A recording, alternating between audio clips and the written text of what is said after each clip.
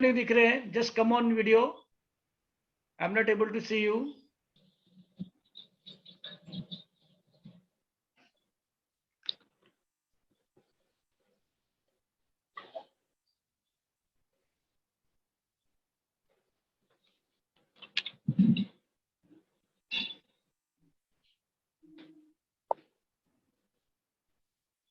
Okay.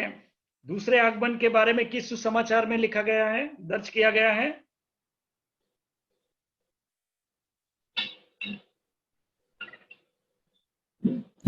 Madhavi जी, आप बता पाएंगे? क्या बोले सर, क्या बोले? दूसरे आगमन के बारे में किस सुसमाचार में दर्ज किया गया है? यूहन्ना. Second coming. Yes, second coming. Right. Yes, यूहन्ना. राइट. यस. ओके. महान आज्ञा किन सुसमाचारों में पाई जाती है? चारों सुसमाचार. चारों में. यस. यस. ओके. ये इस पुस्तक की मूल भाषा क्या है?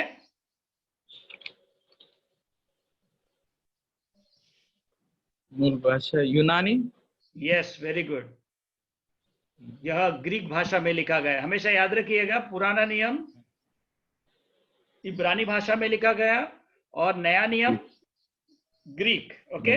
अर्थात यूनानी, इब्रानी और यूनानी. Okay. Hebrews and Greek. Okay. Okay. Philemon की पत्री में पौलुस किसका जिक्र करता है? लूका का. Yes, good. आप लोग वीडियो में क्यों नहीं है, अल्फिया वगैरह? घर में सर. अंकल इधर लाइट नहीं है. Okay. Okay, fine. That's fine. Okay, fine. No issue. Okay. So praise God for that. So इसी प्रकार से आप लोग अपना अध्ययन करिए. Okay. And get this book inside of you. Okay. I hope that you have all done your assignment. आपको एक असाइनमेंट दिया गया था और बोला गया था कि इस वीक में आपको सेंड करना है. आज के क्लास से पहले सेंड करना था. केवल एक ही बेटी का असाइनमेंट आया, बाकी किसी का असाइनमेंट नहीं आया. So okay, I will give you one more grace week to you because we are in the grace period. So please take it seriously. Okay. So your first assignment, you have to do it. Okay. Bible के किन पुस्तकों में लूका के बारे में लिखा गया है और किसने उसका उल्लेख किया है, इस विषय में आपका असाइनमेंट है. आप इसको लिखिए. In the Bible where it is mentioned about Luke and who has mentioned his name. That was your first assignment. So please do it. Okay. So let's go further. आज हम हमारे आज के विषय सेशन की ओर चलेंगे. The Acts of the we are learning about the Acts of the apostle. हम प्रेरितों के काम इस विषय पर अध्ययन कर रहे हैं. सो आज हम कुछ परिभाषाओं को सीखेंगे. आपको सबको मालूम है कि 28 अध्याय इस प्रेरितों के काम की पुस्तक में पाए जाते हैं और इसमें अलग अलग अध्यायों में कुछ ऐसे डेफिनेशंस, कुछ ऐसे वर्ड्स है जो कई बार हमको समझ में नहीं आते कि इसका अर्थ क्या होता है. सो आज हम थोड़े समय में इसको, मैं चाहूंगा कि आप अपनी कॉपी पेन लेकर बैठिए ताकि आप जल्दी जल्दी इसको लिख सके. जैसे आपके स्क्रीन पे आते हैं आप तुरंत लिख सकते हैं. ओके.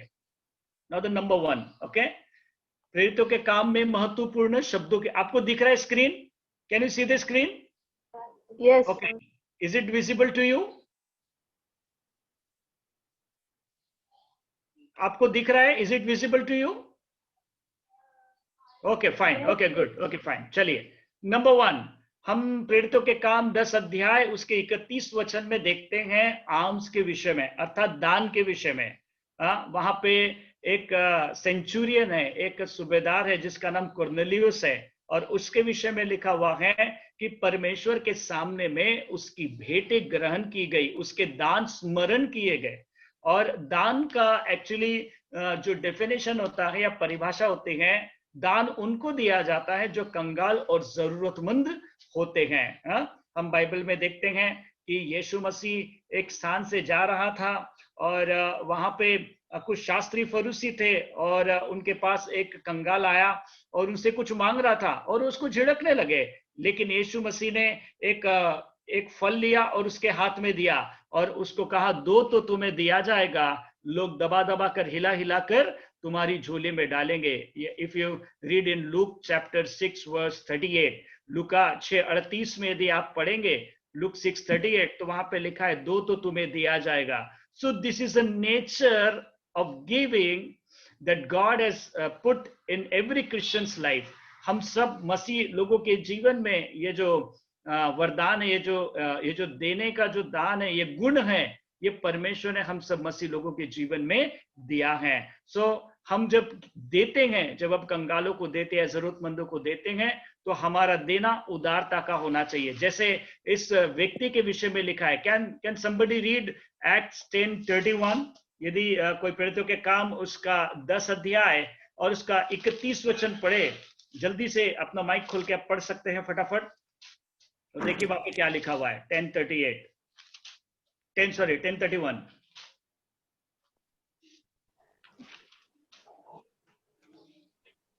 और कहने लगा, हे कुरनेलियुस, तेरी प्रार्थना सुन ली गई है और तेरे दान परमेश्वर के सामने स्मरण किए गए हैं।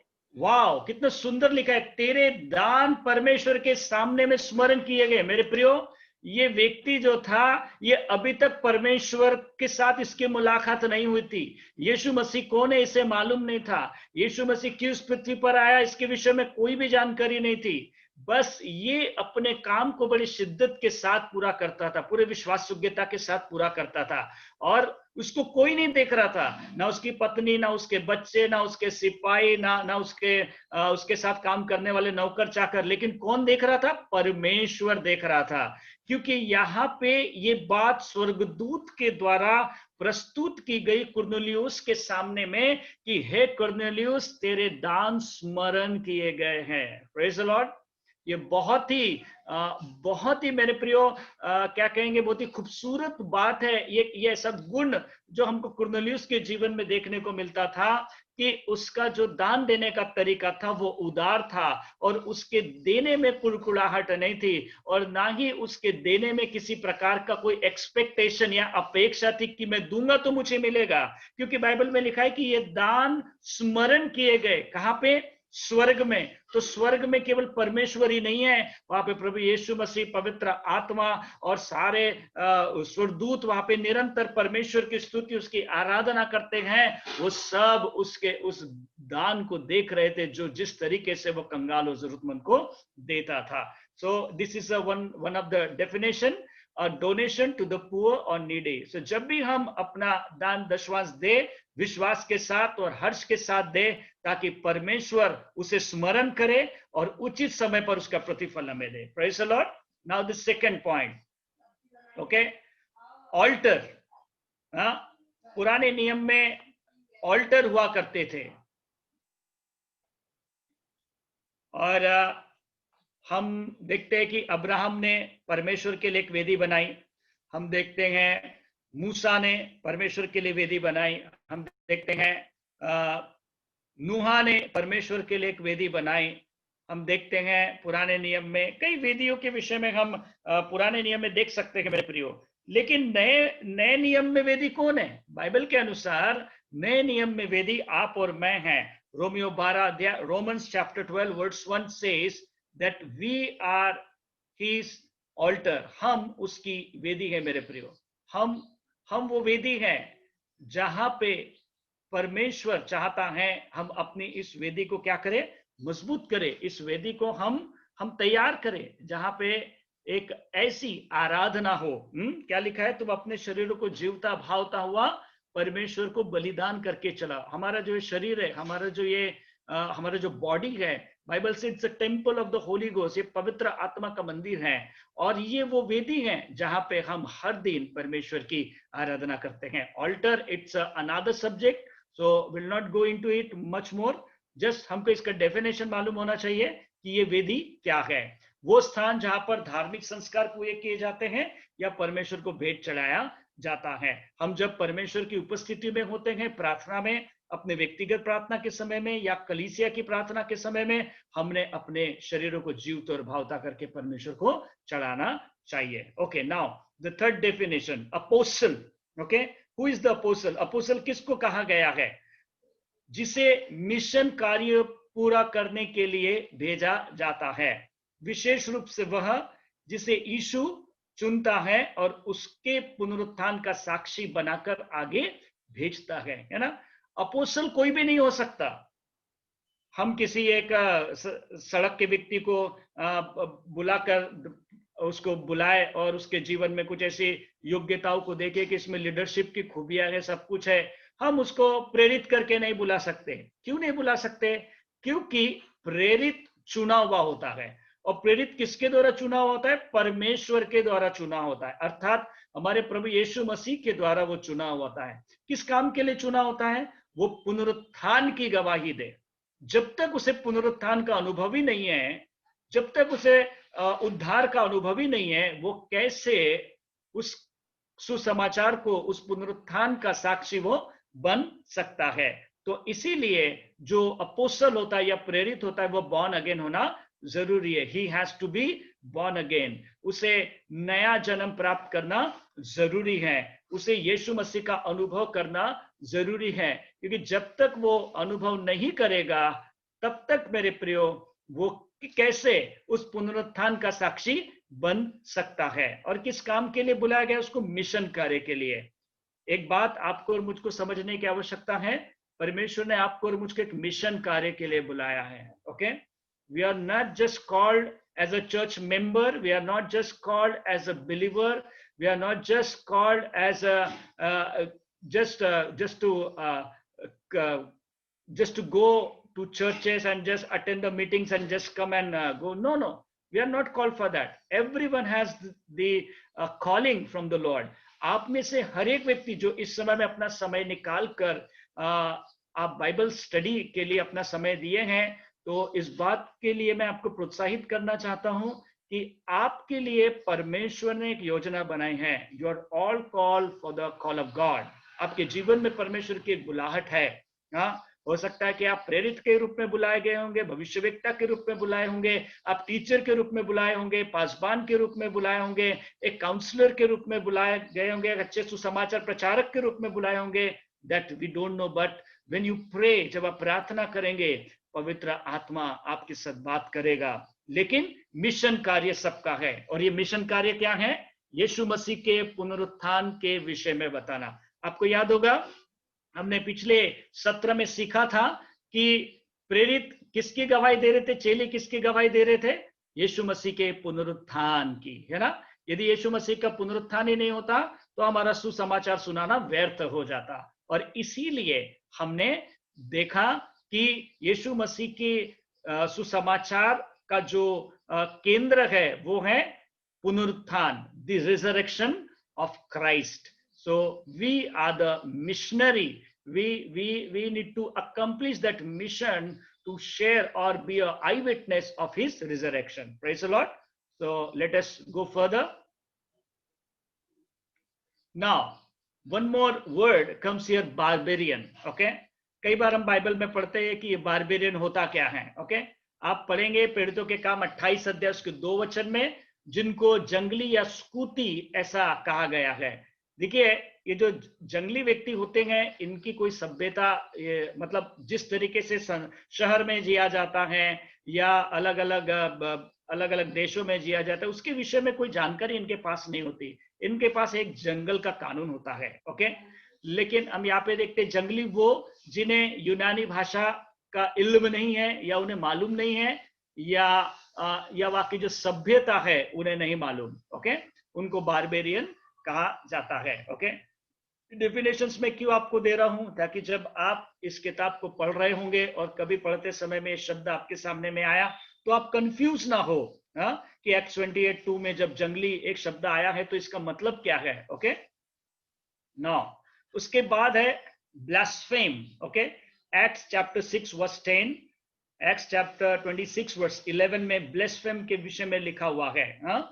हम जनरली ये जो शब्द है ये यहूदी लोग यूज किया करते थे, the Jews used to use this words blaspheme. Okay, so इसका जो मतलब होता है to revile or speak against something, especially God or sacred things. Okay, उनको पसंद नहीं होता था कि पुराने नियम में यदि आप देखें कि जो परमेश्वर की निंदा करता था या पवित्र वस्तु की निंदा करता था तो यहूदी लोगों को लिए सामने में वो घृणित बात हो जाती थी, अर्थात वो परमेश्वर की विरुद्ध में बोलना हो जाता था। इसलिए हम देखते हैं कि शास्त्री फरीसी यीशु मसीह के ऊपर वो ऐसे ऐसे लांछन लगा रहे थे कि इसने व्यवस्था के विरोध में बात किया।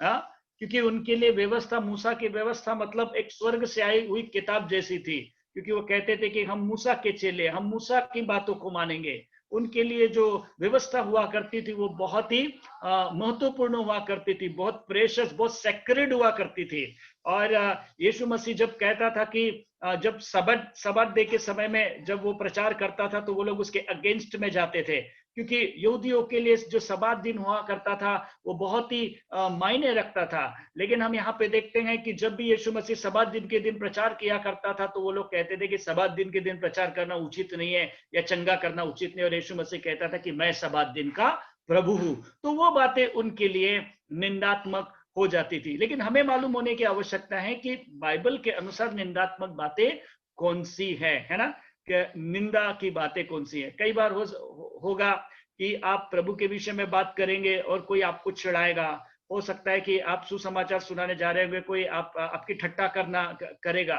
सो we need to be prepared for that. Okay, लेकिन हमको उस व्यक्ति को ना शराब देना है ना उसको कुछ कोसना है। ओके, बट बाइबल कहती है कि उसको हमको आशीष देना है। हमारी भी निंदा हो सकती है, people can blame us. Okay, वो बोल सकते हैं।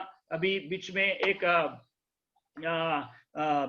ऐसा वीडियो वायरल हुआ था अभी लॉकडाउन के समय में कि कुछ जवान बच्चे एक गांव में एक घर में प्रचार करने गए थे और वहां पे वो एक घर में प्रार्थना ले रहे थे। तो कुछ एक्सट्रीमिस्ट वहां पे आए, कुछ दल के लोग वहां पे आए और उन लोगों ने क्या किया, उन 3-4 जवानों को बाहर निकाला और उनके इस तरीके से बातें की कि बोले अभी लॉकडाउन में सारे मंदिर बंद है, सारे मस्जिद बंद है, तो क्या तेरा यीशु क्या कोरोना से इन लोगों को छुड़ाएगा क्या? So this kind of things, you know, when we go to share the good news, जब हम यीशु मसीह का प्रचार करने जाते हैं या हम सुसमाचार सुनाने जाते हैं तो इस प्रकार की निंदात्मक बातें हमारे साथ हो सकती हैं। वो परमेश्वर या वचन के विरुद्ध में बोल सकते हैं, but we need to be patientful, because Bible में लिखा है कि जैसे यीशु की निंदा हुई, जैसे प्रेरितों की निंदा हुई, वैसे हमारी भी हो सकती है। But we need to be patientful, हमने बहुत ही धीरज रखने की आवश्यकता है। Now centurion, okay, centurion, captain over 100 soldiers, okay, सूबेदार किसको कहा जाता है? जो 100 सैनिकों के ऊपर सेनापति हैं। हम देखते हैं कि कर्नेलियस जो था वो सूबेदार था और उसके पास 100 ऐसे सैनिक हुआ करते थे और उनके ऊपर वो क्या था? सेनापति था। ओके, एक्ट्स 10 वर्स 1 में हम देख सकते हैं। Okay, now Christian, okay, many times लोगों के दिमाग में एक बात होती है कि हम तो जन्म से मसीह है, हम तो मसीह परिवार में जन्मे हैं, हमारा सरनेम ये है, हमारा सरनेम वो है, और हम मसीह परिवार के सारी बातों को जानते हैं। लेकिन मेरे प्रियो, यहाँ पे ये जो शब्द है the Christian, the word comes, okay, in acts first time in chapter 11 verse 26। यदि आप पढ़ेंगे तो आप इस प्रकार से लिखा गया है कि वहां पे जो लोग जो यीशु मसीह पर विश्वास करते थे वो पहली बार मसीही कहलाए। Can somebody read that Acts chapter 11 verse 26? What it says? जल्दी से कोई पढ़ दे।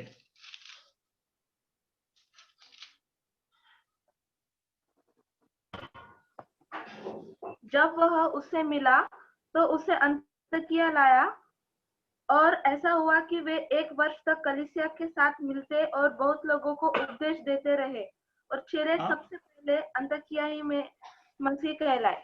यस, फर्स्ट टाइम अंताकिया में जो चेले थे वो क्या कहलाए? मसीही कहलाए। A person who is Christ like, okay, a disciple और एडहेरेंट ऑफ क्राइस्ट, एक व्यक्ति जो मसीह जैसा है। ओके, अर्थात appearance and the character of Christ should be in us, तभी हम एक मसीही कहलाएंगे। ओके, यदि मैं कहता हूं कि मैं मसीह हूं लेकिन मुझ में विश्वास ही नहीं है, क्योंकि बाइबल कहती है कि धर्मी जन विश्वास से जीवित रहेगा। यीशु मसीह विश्वास से प्रसन्न होता है, परमेश्वर विश्वास से प्रसन्न होता है। लेकिन यदि मैं कहता हूं कि मैं मसीह हूं लेकिन हर समय कुड़कुड़ाता रहता हूं, मैं कहता हूं कि मैं मसीह हूं लेकिन मैं हमेशा आशाहीन रहता हूं, यदि मैं कहता हूं कि मैं एक मसीह हूं और मेरे जीवन में कोई उद्देश्य नहीं है इस जीवन में जीने का, यदि मैं कहता हूं कि मैं मसीह हूं लेकिन मसीह के गुण मुझ में दिखते नहीं, तो मुझे और आपको मेरे प्रियो उस समय में जांचने की आवश्यकता है और हमें पवित्र आत्मा से प्रार्थना करने की आवश्यकता है कि वो हमें बताए कि मसीह जैसा होना क्या होता है। ओके, सो मेनी टाइम्स हम देखते हैं कि कलीसिया में लोग केवल एक सदस्य तक ही सीमित रहते हैं, लेकिन आप मैथ्यू चैप्टर 28 एंड वर्स 19-20 आप पढ़ेंगे, सो उसमें आप देखेंगे Jesus says, I am sending you to go and preach the gospel and make them disciples, not the members. We are not called to become a member, we are called to be a disciples of Christ. और ये सबसे बड़ी दुख की बात है, जो कलीसिया में जो चरवाहे होते हैं या उनके अगुवे होते हैं, वो उनको केवल एक चर्च की सीमा तक ही रखते हैं, उनको मिशन फील्ड नहीं बता पाते कि मिशन क्या है, क्योंकि यीशु मसीह ने मिशन के बारे में बात किया। यीशु मसीह ने केवल चर्च तक सीमित रहने के लिए नहीं बुलाया। ओके, सो आपको और मुझको कलीसिया के अधीनता में रहकर, है ना, जिस किसी भी कलीसिया में आप जाते हैं, in whichever the church you attend, you must be a disciple of Christ. Okay, हो सकता है आप काम कर रहे होंगे but still you are the disciple. यदि आप बिजनेस कर रहे होंगे, still you are the disciple. यदि आप हाउसवाइफ है, still you are the disciple. यदि आप कलीसिया में कोई आपको काम दिया गया है, छोटा या बड़ा, जो भी, still you are the disciple. क्योंकि हम बाइबल में देखते हैं कि डिसाइपल जो होता है वह मसीह जैसा होता है ना। If you read and acts chapter 6, वहां पे हम देखते हैं कि प्रेरितों के पास हेलेनी और यहूदी लोग आए और कहने लगे कि हमारे विधवाओं की और बच्चों की सुधि नहीं ली जाती। वहां पे कुछ सात लोगों को नियुक्त किया गया, है ना। उनको किस काम के लिए नियुक्त किया गया? उनको सेवा करने के लिए नियुक्त किया गया। तो क्या सेवा करने वाले चेले नहीं होते क्या? बाइबल में लिखा है उन चेलों के द्वारा परमेश्वर ने आउटस्टैंडिंग मिरेकल्स किए। Praise the Lord. तो मेरे प्रियो, जब when we say that I am a Christian, let's be a Christ like, हमें मसीह जैसा होना जरूरी है। Now the second definition, covenant, okay, वाचा, okay, an agreement or solemn obligation. You can read in Acts chapter 2 verse 30 about this covenant, okay, एक करार, एक पवित्र दायित्व, okay।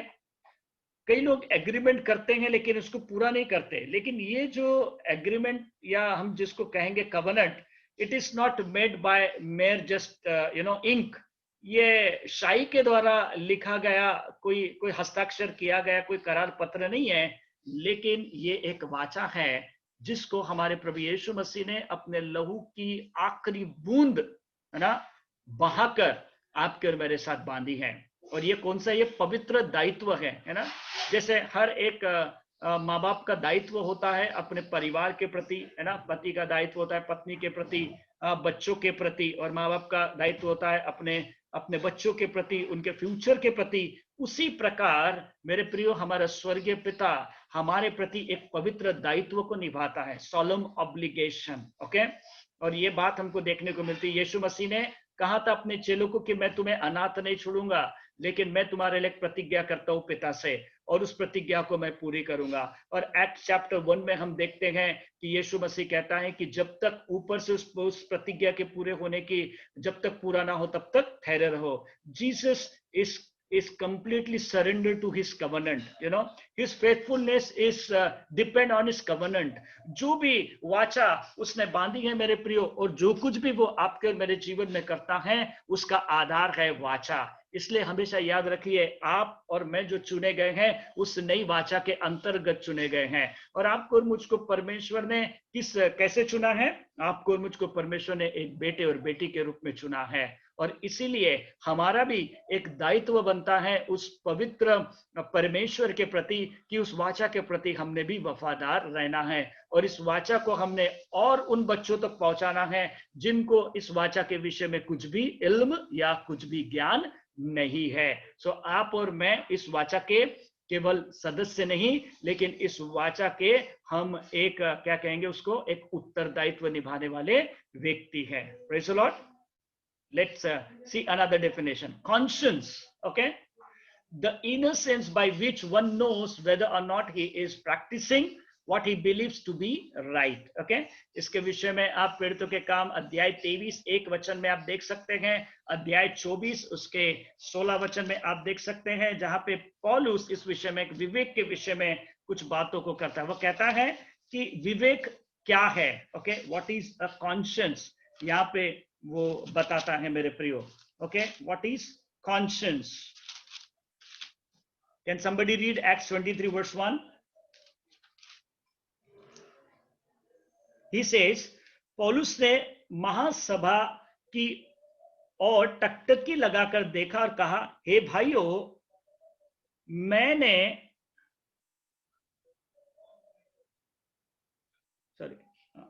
प्रधान याजकों और सारी महासभा को इकट्ठे होने की आज्ञा दी, और पौलुस को, हे भाइयों, मैंने आज तक परमेश्वर के लिए बिल्कुल सच्चे विवेक से ये जीवन बिताया है। Praise the Lord. प्रियो, यहां पे पौलुस जैसा जीवन उसने मसीह के लिए बिताया उसके विषय में वो साक्षी देता है, और साक्षी में क्या देता है? वो उसका विवेक को वह साक्षी रखता है। वो कहता है मैंने बिल्कुल सच्चे विवेक से जीवन बिताया है। It means he knows what he believe is right. आपको याद होगा कि यही वो पौलुस था जो कलीसिया को सताने वाला था। यही वो पौलुस था जिसने महासभा में जाकर उसने फरीसियों से एक शपथ पत्र लिया कि मैं जाऊंगा और सारे मसीहों को खत्म कर दूंगा। और दमिश्क के मार्ग में, प्रेरितों के काम अध्याय 9 में हम देखते हैं, एक्ट्स चैप्टर 9 वी सी कि किस तरीके से यीशु मसीह उसे दर्शन देता है और दर्शन में उसको अपने आप को उसके सामने में प्रकट करता है। और जब अपने आप को उसके सामने में प्रकट करता है तब वो जान जाता है कि ही इज रियल, और जिस पर वो विश्वास कर रहा है वो सच्चा है। ओके, माय क्वेश्चन इज, क्या आपको कोई कंफ्यूजन तो नहीं है? क्या आपके विवेक में कोई दुविधा तो नहीं है कि आपने जब प्रभु यीशु मसीह को ग्रहण किया तो ऐसा तो आपके दिमाग में नहीं चल रहा है कि क्या सचमुच में यीशु मसीह जिंदा है? क्या सचमुच में यीशु मसीह इस दुनिया का उद्धार करता है? क्या सचमुच में यीशु मसीह ही परमेश्वर है? क्या यीशु मसीह ही सचमुच में इजराइल में आया था? वो क्या सचमुच ही वो क्रूस पर मारा गया था? बाइबल कहती है कि पवित्र आत्मा हमारे विवेक में गवाही देता है कि जिस पर हम विश्वास करते हैं वो सच्चा है। इसीलिए मेरे प्रियो, आपकी जो खातरी है, आपका जो विश्वास है, वो विश्वास कैसा होना चाहिए? बिल्कुल सही होना चाहिए। और आपका जो विश्वास होना चाहिए मेरे प्रियो, वो वचन के आधार पर होना चाहिए। यदि आपका विश्वास वचन के आधार पर है तो आपका विवेक भी इस बात की गवाही देगा कि आपने जिस पर विश्वास किया है वह सच्चा है, और आपका विवेक जो है आपको इस बात के लिए मजबूर करेगा कि आप जिस पद चिन्हों पर चल रहे हैं वो सही पद चिन्ह है। इसलिए पौलुस बड़े हियाव के साथ, बड़े ही विश्वास के साथ, बड़े दृढ़ता के साथ, यहाँ पे लिखा है पौलुस ने महासभा की ओर टकटकी लगाकर, मतलब वो महासभा में एक लोग नहीं होते, महासभा में दो लोग नहीं होते, वहां पे भीड़ होती है। और ऐसा लिखा टकटकी लगाकर, मतलब उनके आंखों से आंखें मिलाकर पौलुस उनसे बात कर रहा था और क्या कह रहा था कि आज तक परमेश्वर के लिए बिल्कुल सच्चे विवेक से मैंने जीवन बिताया है। वो फरीसियों का फरीसी, शास्त्रियों का शास्त्री, वचन का पंडित, ज्ञानी पंडित, वो व्यक्ति कहता है मैंने परमेश्वर के लिए बिल्कुल सच्चे विवेक से जीवन बिताया है। जब आप और मैं इन दिनों में प्रभु यीशु मसीह के लिए जीवन बिताते हैं, जब आपने और मैंने परमेश्वर के लिए अपना जीवन अलग किया है, क्या हमारा विवेक गवाही देता है कि सचमुच में मैंने परमेश्वर के लिए सच्चे विवेक से, सच्चे मन से, विवेक के लिए एक शब्द और हम ले सकते हैं जैसे मन से जीवन बिताया है? यदि नहीं है मेरे प्रियो, तो हमें परमेश्वर के सामने में अपने आप को जांचने की आवश्यकता है और पवित्र आत्मा से पूछने की आवश्यकता है कि प्रभु मैं किस क्षेत्र में प्रभु जी कम पड़ गया, प्रभु मैं किस क्षेत्र में प्रभु मैं तेरे साथ खरा नहीं उतरा, और उसके लिए मेरे प्रियो में पश्चाताप करने की आवश्यकता है और फिर से अपने आप को रिस्टोर करने की आवश्यकता है। कई बार हम विश्वास नहीं कर पाते कि जो हमारे जीवन में हो रहा है वो परमेश्वर की ओर से हो रहा नहीं। कई बार हमको लगता है कि ये जो सताव है ये क्या सचमुच में परमेश्वर की ओर से है? लेकिन मेरे प्रिय, आपको याद होगा इंट्रोडक्शन में हमने सीखा था कि जो सुसमाचार के भागी हैं उनके जीवन में सताव अवश्य आएगा, उनके जीवन में विरोध अवश्य होगा। और यदि आपके जीवन में विरोध और सताव है तो समझ लीजिए आप सचमुच में यीशु मसीह के पीछे चल रहे हैं और यीशु मसीह के आप चेले हैं। और इसकी गवाही कौन देगा? आपका विवेक देगा कि आप जिस मार्ग पर चल रहे हैं वो सत्य है। Praise the Lord. Now disciple, a follower और लर्नर। ओके, चेला, पीछे चलने वाला या शिष्य। Okay, disciple. और हम देखते हैं कि यीशु मसीह जब गन्नेसरत की झील पर था, उसने कुछ नावें किनारे पर देखी और कहा मेरे पीछे हो लो, और उन्होंने सब कुछ छोड़कर यीशु के पीछे हो लिया। उन्होंने ये भी नहीं सोचा कि आगे मेरे जीवन में क्या होगा, यदि उनका परिवार होगा तो मेरे परिवार का क्या होगा। उन्होंने ये भी नहीं सोचा कि हमारी आजीविका इस मछलियों पर टिकी हुई है, इस व्यवसाय से हम लोग जो कमाते हैं उस पर हमारा घर का आसरा टिका हुआ है। वो कुछ भी नहीं सीखा, उन्होंने तुरंत अपने जाल छोड़ दिए और यीशु के पीछे चले गए, है ना। Disciple, the one who sacrifice his life, जो अपना जीवन परमेश्वर के लिए समर्पित करता है या बलिदान करता है, वो चेले। क्योंकि यदि आप 12 चेलों की हिस्ट्री देखेंगे तो कोई भी यीशु मसीह का चेला इस तरीके से नहीं मरा जिसकी बहुत अच्छी मृत्यु हुई हो। पतरस जो सबसे पहला प्रेरित कहलाया गया, जो सबसे पहला चेला कहलाया गया यीशु मसीह का, वो कहता है कि जैसा यीशु मसीह को लटकाया गया वैसा मुझे मत लटकाओ, मुझे नीचे से ऊपर लटकाओ। सी what a dedication, what a sacrifice that he has done for the Christ's sake। और इसीलिए मेरे प्रियो, आपको और मुझको भी परमेश्वर ने एक चेले के रूप में बुलाया है। प्रेरितों के काम 6 अध्याय 7 वचन में आप डिसाइपल इस शब्द को देखेंगे जो प्रेरितों के काम में पाया जाता है। चेले का मतलब ये नहीं है कि जब हमको बड़े बड़े पुलपिट मिले तो ही हम चेले बनेंगे, या बड़ी बड़ी सभाओं में हमको बोलने का मौका मिले तभी हम चेले बनेंगे। नहीं, यीशु मसीह पर विश्वास करने वाला चेला है। यदि एक दिन का भी वो नया जन्मा हुआ व्यक्ति है, वो चेला है। उसको इस बात का एहसास होना चाहिए वो चेला है। एक गवाही मैं आपको बताना चाहता हूं, ये केरला की गवाही है। एक सभा में एक बहन गई और वहां पे उसने प्रभु यीशु मसीह के बारे में सुना, और जब प्रभु यीशु मसीह के बारे में उसने सुना तो उसने विश्वास किया कि यीशु मसीह जगत का उद्धार करता है, वो मेरा भी उद्धार करेगा और मेरे साथ औरों का भी उद्धार करेगा। उसके जीवन में जो तकलीफ थी, परमेश्वर ने उसको छुटकारा दिया और उसको शांति मिली, और वो सभा समाप्त होने के बाद अपने घर चली गई। जब वो अपने घर चली गई मेरे प्रियो, तब ऐसा हुआ कि उसकी जो पड़ोसी थी, वहां पे एक बच्चा था, वो काफी दिनों से बीमार था और वो मर चुका था। और इसने एक दिन पहले वचन में सुना था, जिस सभा में वो गई थी, कि यीशु मसीह मुर्दों को भी जिंदा करता है। ये बात उसके जहन में बैठ गई और वो सीधे उस घर में गई और वहां पे लोग रो रहे हैं, छाती पीट रहे हैं, वहां पे वो परेशान हो रहे हैं। वो बिल्कुल सादे मन से वहां पे गई और उस बच्चे की माँ को बोलने लगी, तू क्यों रो रही है? तू चिंता मत कर, यीशु मसीह जिंदा है, यीशु मसीह अभी तेरे बेटे को जिंदा कर सकता है। सारे लोग उसकी ओर देखने लगे और उसने बड़े विश्वास के साथ उस बच्चे के लिए प्रार्थना किया और मेरे प्रियो, वो लड़का जिंदा हो गया। और जैसे ही वो जिंदा हो गया, सारे लोग देखने लगे कि ऐसा कैसे हुआ। तो उसने कहा कि यीशु मसीह आज, कल और युगानुग एक सा है। वो कल भी मुर्दों को जिंदा करता था, आज भी मुर्दों को जिंदा करता है। Praise the Lord. तो मेरे प्रियो, वो कोई बाइबल कॉलेज नहीं गई थी ये सीखने के लिए कि मुर्दों को कैसे जिलाया जाता, उसकी ट्रेनिंग लेने के लिए नहीं गई थी। क्योंकि जिस दिन आपने और मैंने प्रभु यीशु मसीह पर विश्वास किया, उसी दिन आप और मैं चेले बन जाते हैं। लेकिन इसका एहसास हमें नहीं कराया जाता या हमें नहीं होता। हमको ये बताया जाता है कि हम अभी भी छोटे से बच्चे हैं, हम अभी भी चर्च के मेंबर हैं, अभी हमको कई साल तक कलीसिया में रहना पड़ेगा तब हम चेले बनेंगे। नहीं, बाइबल में लिखा है जो यीशु मसीह पर विश्वास करता है वो चेला है।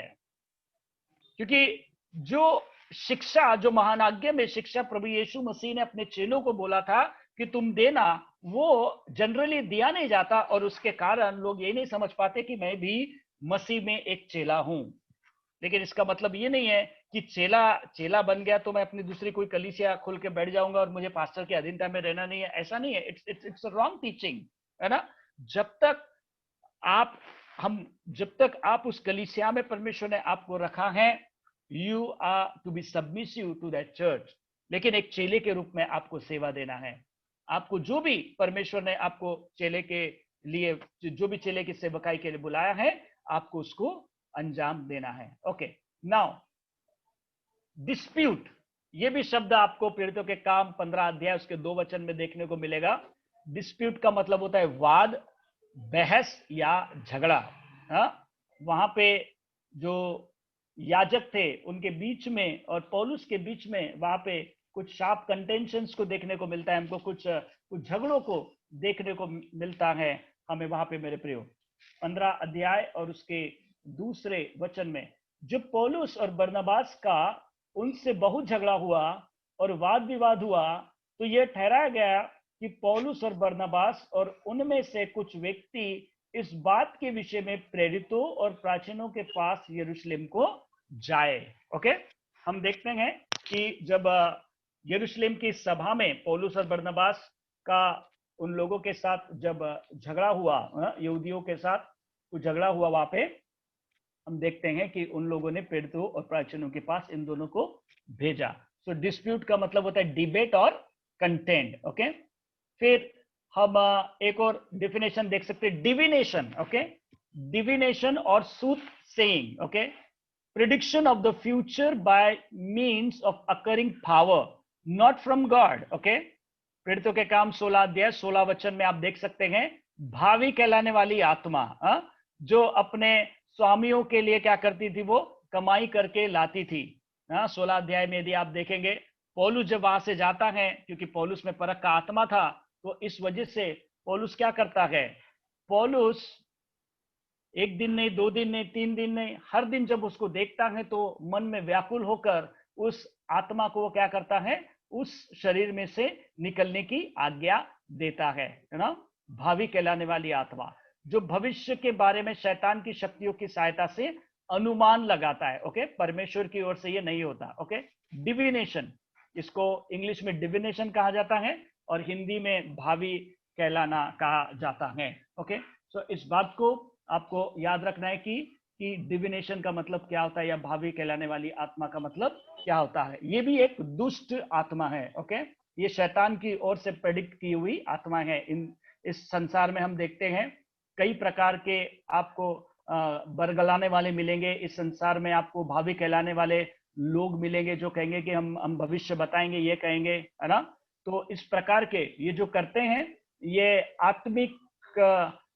आत्मिक क्षेत्रों में जाकर वो उन आत्माओं को उनसे संपर्क करते हैं और वो इस संसार में जो है एक दुष्प्रभाव को उत्पन्न करते हैं। जैसा हम उस उस व्यक्ति के जीवन में देखते हैं, उस लेडीज के जीवन, उस स्त्री के जीवन में देखते हैं जो इस भावी कहलाने वाली आत्मा से बंधी हुई थी, और पौलुस ने यीशु मसीह के नाम से उस अधिकार का इस्तेमाल कर कर उसको क्या किया, उसको छुटकारा दिया था। ओके, नाउ एडिफाई, बिल्डअप और स्ट्रेंथन।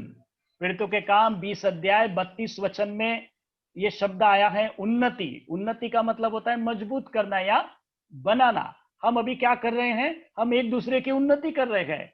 जब हम वचन का अध्ययन कर रहे हैं तो हम एक दूसरे की उन्नति कर रहे हैं। कहाँ किस क्षेत्र में उन्नति कर रहे हैं? अपने आत्मिक जीवन में हम एक दूसरे की क्या कर रहे हैं, उन्नति कर रहे हैं। हाँ, वचन को समझकर हम उन्नति कर रहे हैं। हम अपने ज्ञान को प्राप्त कर रहे हैं, अपने आत्मिक ज्ञान को अर्जित कर रहे हैं, अपनी आत्मा को मजबूत कर रहे हैं, उसको बिल्ड कर रहे हैं। हम अंदर से अपने आप को तैयार कर रहे हैं ताकि कोई भी परिस्थिति हमारे सामने में जब खड़ी हो तो हम उसका आसानी से क्या कर सके, सामना कर सके।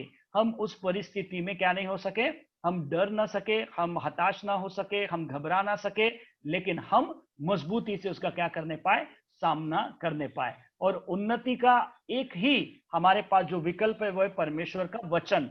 हम जितना ज्यादा परमेश्वर का वचन पढ़ेंगे, जितना ज्यादा परमेश्वर के वचन पर मनन करेंगे, उतनी हमारी उन्नति होते चली जाएंगी। देखिए पीड़ितों के काम उसके 20 अध्याय और उसके 32 वचन में क्या लिखा हुआ है। कैन somebody read जल्दी से।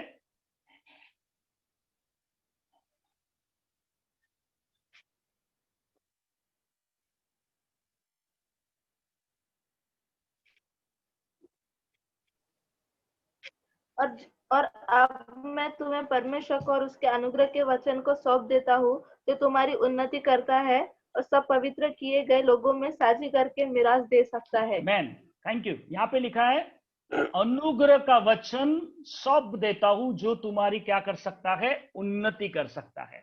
आपके मेरे पास कौन सा वचन है? अनुग्रह का वचन है। Okay, we are in the dispensation of grace.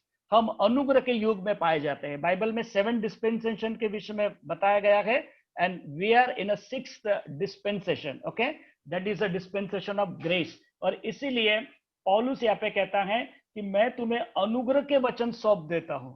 वो क्या करेंगे? अनुग्रह के वचन हमारी उन्नति करेंगे। ओके, तो जब जब हम परमेश्वर का वचन पढ़ते हैं, ओके, तब तब हम उन्नति प्राप्त करते हैं। ओके, इसीलिए परमेश्वर का वचन पढ़ना छोड़िए नहीं। Okay, now Elder. Okay, Elder, Bible में एल्डर इस शब्द के लिए आया है प्राचीन। Okay, an older man appointed with one और मोर अदर्स। ओके, वो एक हो सकता है या अधिक हो सकता है। देखो जो मेनलैंड चर्चेस होते हैं उसमें एक से अधिक वरिष्ठों को नियुक्त किया जाता है। ओके, और जो मिशन कलीसिया होते हैं उसमें भी क्या किया जाता है, उनको ये किया जाता है, अपना नियुक्त किया जाता है। वरिष्ठ व्यक्ति की नियुक्ति स्थानीय कलीसिया की देखरेख के लिए करना। जो एल्डर्स होते हैं, हम बाइबल में भी देखते हैं कि प्रेरितों के काम 15 अध्याय 2 में कि क्या किया उन्होंने, पौलुस और बरनबास ने, उन लोगों ने कुछ प्राचीनों को नियुक्त किया। ये प्राचीन कौन होंगे? जिनको वचन का ज्ञान होगा। ये बॉर्न अगेन होंगे, इन्होंने पवित्र आत्मा का बपतिस्मा पाया होगा, इनको प्रभु की ओर से प्रकाशन मिला होगा, ये अच्छे मैनेजमेंट वाले होंगे पवित्र आत्मा की सहायता से, और इसीलिए इनको देखरेख के लिए नियुक्त किया जाता है लोकल कलीसिया या स्थानीय कलीसिया में। ओके, उसके बाद इवेंजलिस्ट, आप सबको मालूम है, जो सुसमाचार का प्रचार करता है। कितने लोग सुसमाचार का प्रचार करते हैं? आप अपना हाथ दिखा के बता सकते हैं। Amen, very good, yes, one who preaches the gospel, है ना। पौलुस कहता है यदि मैं सुसमाचार ना सुनाऊं तो मुझ पर हाय। Okay, if I am not sharing the gospel it's woe unto me, क्योंकि सुसमाचार क्या है? उद्धार पाने वालों के लिए परमेश्वर की सामर्थ्य है ना। हम क्यों पीड़ितों के काम का अध्ययन कर रहे हैं? क्योंकि पीड़ितों के काम सुसमाचार का केंद्र है, यू नो, पुनरुत्थान के सुसमाचार का केंद्र है। और यही पीड़ितों के काम हमको क्या करता है? प्रोत्साहित करता है सुसमाचार सुनाने के लिए। यही जो पीड़ितों के काम की पुस्तक the Acts of the apostles हमको मजबूर कर देता है इस बात को समझने के लिए कि यदि पीड़ितों के काम की पुस्तक इस बाइबल में नहीं होती तो आप और मैं कभी भी सुसमाचार के महत्व को समझ नहीं पाते, क्योंकि आप और मैं एक सुसमाचार प्रचारक है ना, क्योंकि यीशु मसीह ने कहा तुम मेरे गवाह हो। आमीन, वी आर हिज डिसाइपल्स, हम उसके गवाह हैं। तो मेरे प्रियो, जब हम उसके गवाह हैं तो हमें सुसमाचार प्रचार करना है। आमीन। आप सबके जीवन में गवाही है। यीशु मसीह में जब आप आए हैं, आप सबके जीवन में एक गवाही है। इस गवाही को ही सुसमाचार कहा जाता है, क्योंकि ये जो गवाही है बिना सुसमाचार के आपके पास नहीं पहुंची। लेकिन आपकी गवाही के द्वारा किसी का उद्धार नहीं हो सकता है, लेकिन सुसमाचार के द्वारा उद्धार हो सकता है। लेकिन गवाही एक क्या बन सकती है? एक ब्रिज, एक माध्यम बन सकता है आपके यीशु मसीह का सुसमाचार लोगों तक पहुंचाने के लिए। Okay, now exorcist, okay, one who cast out demons, ओझा जो दुष्ट आत्मा को बाहर निकालता है। प्रेरितों के काम 19 अध्याय 13 वचन में हम इसके विषय में देख सकते हैं, जो दुष्ट आत्मा को बाहर निकालता है। वहां पे कुछ ऐसे यहूदी लोग थे जो यीशु मसीह के नाम से दुष्ट आत्मा को निकालते थे, लेकिन वह यीशु मसीह के चेले बिल्कुल भी नहीं थे मेरे प्रियो। और वहां पे इनके विषय में लिखा हुआ है 19 अध्याय उसका 13 वचन, देखिए क्या कहता है। जादू करने वालों में से बहुतों ने अपनी अपनी पोतियां इकट्ठी करके सबके सामने जला दी, और जब उनका दाम जोड़ा गया तो 50,000 चांदी सिक्कों के बराबर निकला। जब पौलुस इफिसुस में था तो वहां पे ये एक्सॉर्सिस्ट लोग पाए जाते हैं, जो वहां के लोगों को क्या करके रखे हुए थे। उन लोगों ने दुष्ट की शक्तियों से उनको भरमा के रखे थे, उनके आंखों को अंधी करके रखा था, और उनको बड़े बड़े चमत्कार दिखाकर, जादू दिखाकर वो उनको अपने वश में किया करते थे। और उनको ओझा, आज भी हमारे आज की इस दुनिया में हम ओझा लोगों को पाते हैं। कई लोग जो यीशु मसीह पे विश्वास नहीं करते हैं, इन ओझाओं के पास जाते हैं, उनसे बुद्ध सिद्धि करवाते हैं। यदि किसी के लिए कुछ गलत करवाना है तो उनके द्वारा करवाते हैं, या अपने लिए कुछ फायदा करवाना होता है तो करवाते हैं। लेकिन वो ये नहीं जानती कि अंत में उनका जो फाइनल डेस्टिनेशन होगा वो हेल होगा, और उनका जो फाइनल डेस्टिनेशन होगा वो उनकी बर्बादी ही होगी। Okay, now the fast, okay, abstinence from food, भोजन से परहेज।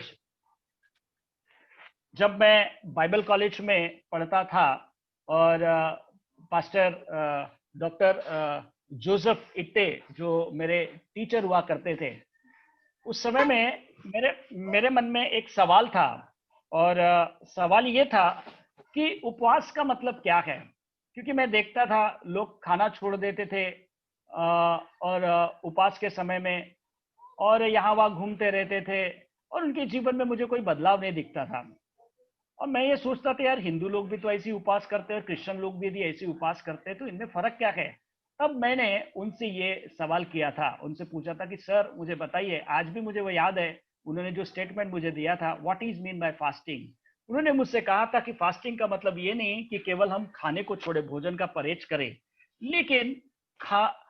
लेकिन उपवास का मतलब ये होता है कि यदि आज मैंने कोई उपवास रखा है तो मेरा उपवास कैसा होना चाहिए, कि यदि मैंने निर्णय लिया है कि मैं आज 2 घंटे परमेश्वर की उपस्थिति में बैठूंगा, तो मैं परमेश्वर की उपस्थिति में ही बैठूंगा। यदि मैंने निर्णय लिया है कि मैं यशायाह की पुस्तक जब तक खत्म ना हो तब तक मैं अपने स्थान से नहीं उठूंगा, तब तक मैं अपने स्थान से नहीं उठूंगा, यही मेरा क्या है, उपवास है। क्योंकि मेरे प्रियो, इसी प्रकार से वो उपवास करते हैं, क्योंकि जब वो उपवास करते हैं तो वो परमेश्वर के उपस्थिति में बैठकर परमेश्वर के वचन के साथ समय बिताते हैं। लेकिन कई बार जब हम उपवास करते हैं, हम यहाँ भागते उधर भागते हैं, हम व्हाट्सएप में लिखते हैं आज मेरा उपवास है, कोई प्रार्थना की विनंती है तो भेजो, आज मैं उपवास में हूँ, कुछ है तो भेजो। तो हम क्या करते हैं, हम उपवास में लोगों को हम ये बताते कि मैं उपवास में हूँ। लेकिन बाइबल कहती है कि जब वो उपवास करे तो क्या कर, तू बिल्कुल तरोताजा रहे, तू ताजगी से भरा रहे, और तेरी उपवास के विषय में केवल परमेश्वर जाने, तेरा भाई भी ना जानने पाए। You know, let our fasting be dedicated to the Lord. हमारा जो उपवास है वो परमेश्वर के लिए समर्पित हो। यदि आप 1 घंटे का भी उपवास कर रहे हैं तो 1 घंटे शिद्दत के साथ, बड़े समर्पण के साथ परमेश्वर की उपस्थिति में बैठे, वचन पढ़े, प्रार्थना करें, ताकि जो ऊपर जो आपकी उपवास देख रहा है, आपकी उपवास प्रार्थना को देख रहा है मेरे प्रियो, वो प्रतिफल आपको इमीडिएट दे। आमेन। एक बात देख के हम समाप्त करेंगे, मेरा समय खत्म हो रहा है। Grace, okay, undeserved favour, okay, undeserved favour, अयोग्य कृपा। यदि मैं आपसे पूछूं, क्या आप और मैं यीशु मसीह के लायक है? क्या आप और मैं स्वर्ग जाने के लायक है? क्या आप में और मुझ में कुछ ऐसी योग्यता है कि हम परमेश्वर से कह सके कि नहीं परमेश्वर, ये बात मुझ में है इसलिए तू मुझे स्वर्ग दे या मेरा उद्धार कर? नहीं। इसलिए मेरे प्रियो, हमने हमेशा परमेश्वर से अनुग्रह मांगते चले जाना है। If you read Acts chapter 4 verse 33, chapter 15 and verse 11, वहां पे लिखा है अनडिजर्व्ड फेवर। पौलुस कहता है मैं तो अभागा व्यक्ति हूं, लेकिन मैं जो कुछ भी हूं परमेश्वर के अनुग्रह से हूं। वो कुरिन्थियों की पत्री में कहता है कि मैं तुमसे अधिक परिश्रम करता हूं, लेकिन उस परिश्रम का श्रेय मैं अपने ताकत को नहीं देता या अपने दिमाग या अपने बुद्धि या समझ को नहीं देता, लेकिन मैं उसके अनुग्रह को देता हूं। You know, his grace is sufficient for me. जब भी आप सुबह उठे प्रभु से कहे Lord I need your grace, प्रभु मुझे तेरे अनुग्रह की आवश्यकता है। कोई भी काम आप कर रहे हैं मेरे प्रियो, आप घर के काम कर रहे हैं, ऑफिस के काम कर रहे हैं, आप कोई भी काम करें, आप टीचर है, यदि आप सुसमाचार प्रचारक है, यदि आप ऑफिस में काम करने वाले व्यक्ति है, आप डॉक्टर है, आप नर्स है, आप कोई भी है, ask God I need your grace. क्योंकि जब उसका अनुग्रह मेरे प्रियो आपको और मुझको मिलेगा, आप और मैं कभी भी फेल नहीं होंगे। आमीन। आप और मैं कभी असफल नहीं होंगे। सो आइए हम प्रार्थना करेंगे।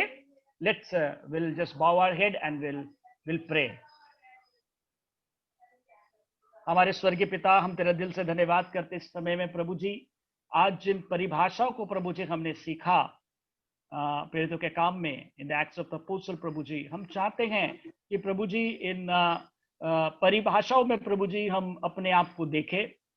यदि कुछ बातें जो हमारे जीवन में हमें लगती है प्रभु जी सही नहीं है, हम उसे सुधारने पाए, और प्रभु जी होने दे कि इस परिभाषाओं के माध्यम से प्रभु जी हम अपने जीवन में एक उन्नति को प्राप्त करें, ऐसे हम आपसे प्रार्थना करते हैं। और जितने भी प्रभु जी आपके चेले प्रभु जी इस समय में परमेश्वर तेरे वचन को सीख रहे हैं प्रभु जी, मेरी आपसे विनती, प्रार्थना और नम्र निवेदन है कि इन डेफिनेशंस के माध्यम से, इन परिभाषाओं के माध्यम से आप उनसे बोली और बातचीत करें। जब अपने व्यक्तिगत प्रार्थना के समय में, अध्ययन के समय में प्रभु जी जब वो समय बिताते हैं प्रभु जी, और इसमें आप उन्हें प्रकाशन दीजिए।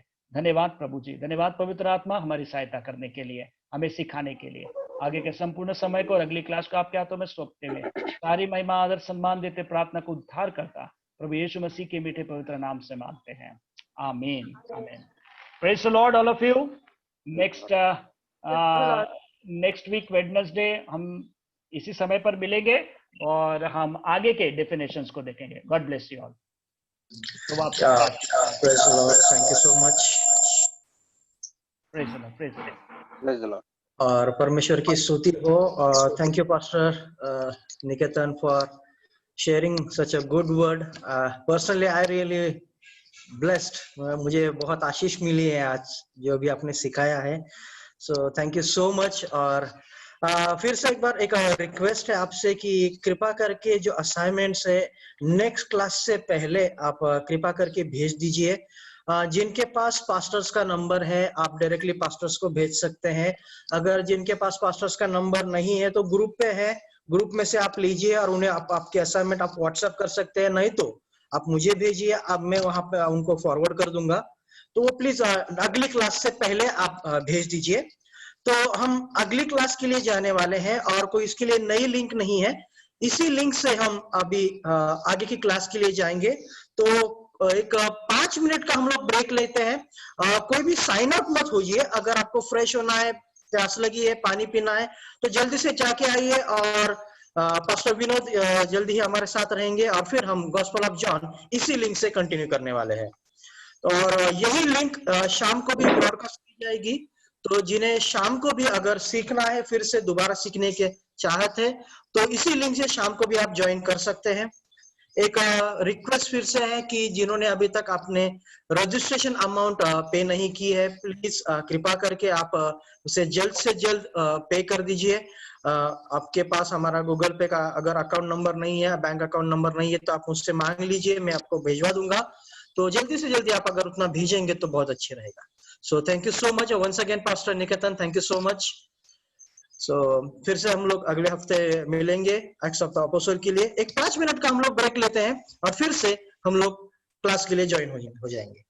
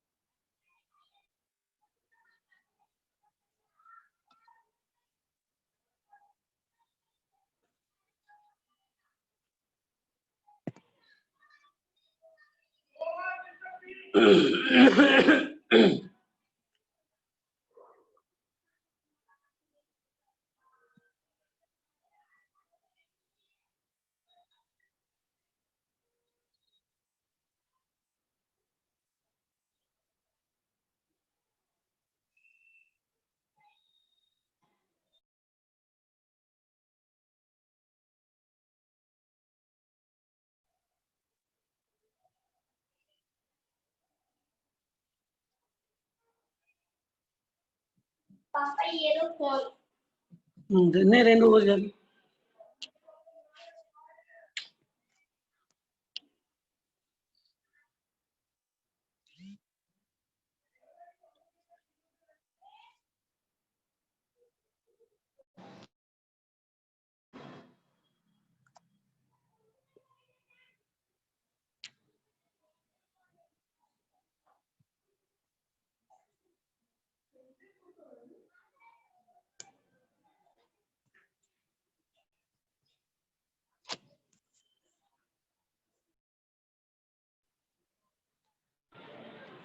Hello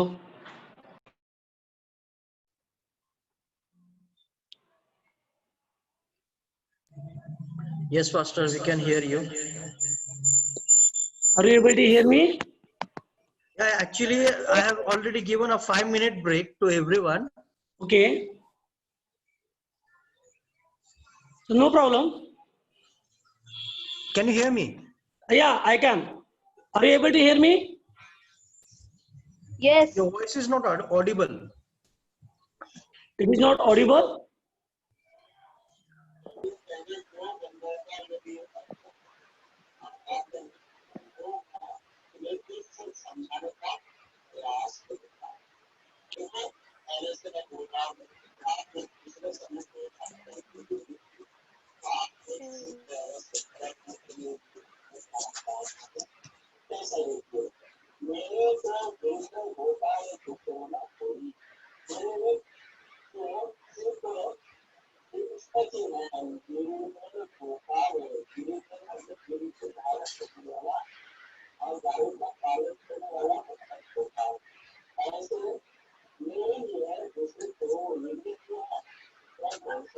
It's okay. Hello, can you hear me? Yes, everyone can hear you. सब लोग आ गए हैं क्या? तो जल्दी से आ जाइए। पास्टर विनोद आ गए हैं, तो हम लोग अगले क्लास की तरफ जाएंगे। तो over to you, Pastor Vinod. You can take over. Thank you. Pastor. सबको सभी लोग सुन पा रहे हैं? आप सभी को जय मसीह की। तो आप सबको आशीषित करें। आइए हम आज की क्लास को जो है आरंभ करते हैं। ठीक है, आइए हम प्रार्थना के साथ की इस क्लास को जो है आरंभ करेंगे। ओके, आइए हम अपने आंखों को बंद करें और हम सिरों को झुकाएं और खुदाबंद यीशु की ओर जो है हम अपने ध्यान को लगाएं। आइए हम प्रार्थना में चले। अनुग्रहकारी पिता प्रभु जी, हम धन्यवाद देते हैं प्रभु हम आपके अनुग्रह के सिंहासन के समीप में आते हैं, धन्यवाद देते प्रभु। आप ज्ञान का दाता है प्यारे प्रभु जी, आप इस स्रोत है प्यारे प्रभु, हम धन्यवाद देते हैं, प्रार्थना करते प्रभु आज की परमेश्वर क्लास को प्रभु हम आपके पवित्र हाथों में सौंपते हैं। प्रभु आप हमसे प्रभु बोले और बातचीत करें प्रभु, आप अपनी बुद्धि और ज्ञान से हमें परिपूर्ण करें, ताकि तेरी शिक्षाओं को प्रभु जब हम ग्रहण करते हैं ये सारी शिक्षाएं प्रभु हमारे लिए लाभदायक हो, हमारे आत्मिक जीवन के लिए प्रभु एक आशीष का कारण होने पाए। प्रभु सारे परमेश्वर स्टूडेंट को मैं अपने आप को प्रभु जी और सारी बातों को प्रभु जी आपके पवित्र हाथों में देते हैं और आगे का प्रत्येक संकर हाथों में देते हैं। सारा नियंत्रण सारा अधिकार प्रभु हम आपके पवित्र हाथों में देते हुए यीशु के नाम से इस प्रार्थना विनती को मांगते हैं, सुन और दया से कबूल कर, आमीन। तो प्रियो, पिछले बार हमने कुछ बातों को हमने यूहन्ना की किताब से हम लोगों ने देखा था। आप लोगों ने उसको स्टडी किया है? एक या दो व्यक्ति जो है कोई भी रिप्लाई कर सकते हैं अनम्यूट करके। क्या आपने उसकी स्टडी की है? मेरा आवाज आ रहा है clear? Yes sir, yes sir. Okay, तो मैंने एक असाइनमेंट आप लोगों को दिया था, आपने उस असाइनमेंट को पूर्ण किया है? Yes sir. हाँ। ओके। हाँ सर, यस सर। क्या क्या किया आप थोड़ा बता सकते हैं? आपने असाइनमेंट में क्या किया है आप लोगों ने? मैंने कहा था आपको कि उन बातों को आपको लिखना है, वो चमत्कार केवल मात्र यूहन्ना की किताब में मिलते हैं ना, बाकी किताब में नहीं है। जैसे मत्ती है, लूका है और मरकुस है, उसमें नहीं मिलते। वो जो है वो सारी जो असाइनमेंट को जो है आपको दिया गया था, आपने किया वो असाइनमेंट? यस। ठीक है, मैं बाद में उसको पूछता हूँ। आज हम आज की स्टडी में देखेंगे, जैसे मैंने आपको आउटलाइन दिया था कि हम बारी बारी से जो है यूहन्ना की किताब को जो है हम पढ़ने जा रहे हैं और उससे सीखने जा रहे हैं कि परमेश्वर यूहन्ना की किताब से हमको क्या सिखाता है, इसके बारे में हम लोग देखने जा रहे हैं। और पिछले बार हमने आपको इंट्रोडक्शन आपको किया था। Tables, now right the tables. Okay, तो हमने जो है पिछले बार आपको एक क्या कि आपको जो है इंट्रोडक्शन दिया था गॉस्पेल ऑफ जॉन के बारे में, और वहां पर आप लोगों ने काफी अच्छे तरीके से सब कुछ सीखा होगा, आशा करते हैं। चलिए आगे हम लोग चलते हैं आज की स्टडी में। आज का जो है पहला जो हमारी आउटलाइन थी, क्या थी पहली आउटलाइन जो मैंने पिछले बार आपको बताया था कि परमेश्वर पुत्र का मानव देह जो है उसके बारे में जो है आज हम लोग देखेंगे कि प्रभु यीशु जो है परमेश्वर के पुत्र है। इसके बारे में यूहन्ना हमको क्या समझाता है, कैसे समझाता है, इसके बारे में आज हम लोग देखेंगे। ठीक है, तो पिछले बार जो हुआ था वो परिचय था, जो है हम शिक्षा को जो है हम लोग आरंभ कर रहे हैं। ठीक है, तो इसमें हम देखेंगे पहली जो आउटलाइन है रूपरेखा है, उसमें से पहला पॉइंट जो है हमारा वो ये है कि परमेश्वर का जो है प्रभु यीशु का जो है मानव देह में प्रगटीकरण। क्या है? मानव देह में प्रगटीकरण। इन बातों को जो है आज हम लोग यहाँ पर हम लोग देखने जा रहे हैं। ठीक है, तो मैं चाहूंगा कि ब्रदर हर्षल थोड़ा सा वो पिक्चर को थोड़ा दिखाइए आप, जो कल मैंने आपको व्हाट्सएप किया था। Brother Harshal, can you hear me? Okay, सब लोग इस पिक्चर को देख पा रहे हैं? Yes sir. अच्छा, आप लोगों को इस पिक्चर में क्या समझ में आ रहा है? कुछ समझ में आ रहा है आपको?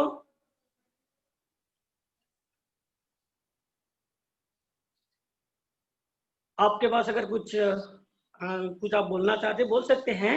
इसमें कुछ समझ में आ रहा है आपको? इसमें आदि और अंत दिखाई देता है। दिखाई नहीं दे रहा है? हाँ दिखाई देता है, लेकिन आदि और अंत दिखाई देता है। अच्छा, चलिए मैं इसको आपको बताता हूँ। जॉन 1:1। ठीक है, आज हम लोग जो है आज हम सीखेंगे आज का जो हमारा आदि में वचन था, वचन परमेश्वर था और वचन परमेश्वर। John chapter 1:1। ओके, तो आज हम लोग जो है इसमें से क्या देखेंगे, आज का जो है हमारा पाठ्यक्रम जो रहेगा, we will see John chapter 1 and verse 1 to 18. Okay, यूहन्ना की किताब उसका पहला अध्याय और पहले पद से लेकर 18वें पद तक जो है हम इन बातों को क्या करेंगे, हम लोग देखेंगे। ठीक है, आज के अध्ययन के लिए ये हमारा पाठ्यक्रम है और इसमें हम देखेंगे। ओके, तो हम देखते हैं कि परमेश्वर कहता है आदि में क्या था। अगर यूहन्ना की किताब को अगर हम देखते हैं तो पहली शुरुआत क्या है, आदि में वचन था, वचन क्या था, पढ़िए, एक जन कोई पढ़ सकते हैं, चलिए मैं पढ़ता हूं आपके लिए। ठीक है, आदि में वचन था और वचन परमेश्वर के साथ था और वचन परमेश्वर था। ठीक है, तो यही बातें जो है इस पिक्चर में हमको दिखाता है। देखिए, जब वो पिक्चर को हम देखते हैं उसमें से देखते हैं कि वचन है ना, दिख रहा है आप सबको वचन। हाँ। तो वचन जो है वो परमेश्वर के द्वारा क्या किया गया है, बोला गया है ना। अब अगर आप उत्पत्ति की किताब पहला अध्याय और पहले पद को अगर आप लोग पढ़े तो वहां पर बताया गया है कि वचन जो है बोला गया है। तो यहाँ पर महत्वपूर्ण बात क्या है, परमेश्वर का वचन। ठीक है, तो वचन क्या था, आदि में था। तो वचन आदि में था, अर्थात वचन जो है वो कौन है, परमेश्वर। क्योंकि वचन जो है, वचन को ग्रीक शब्द जो है वो है क्या है, लोगोस।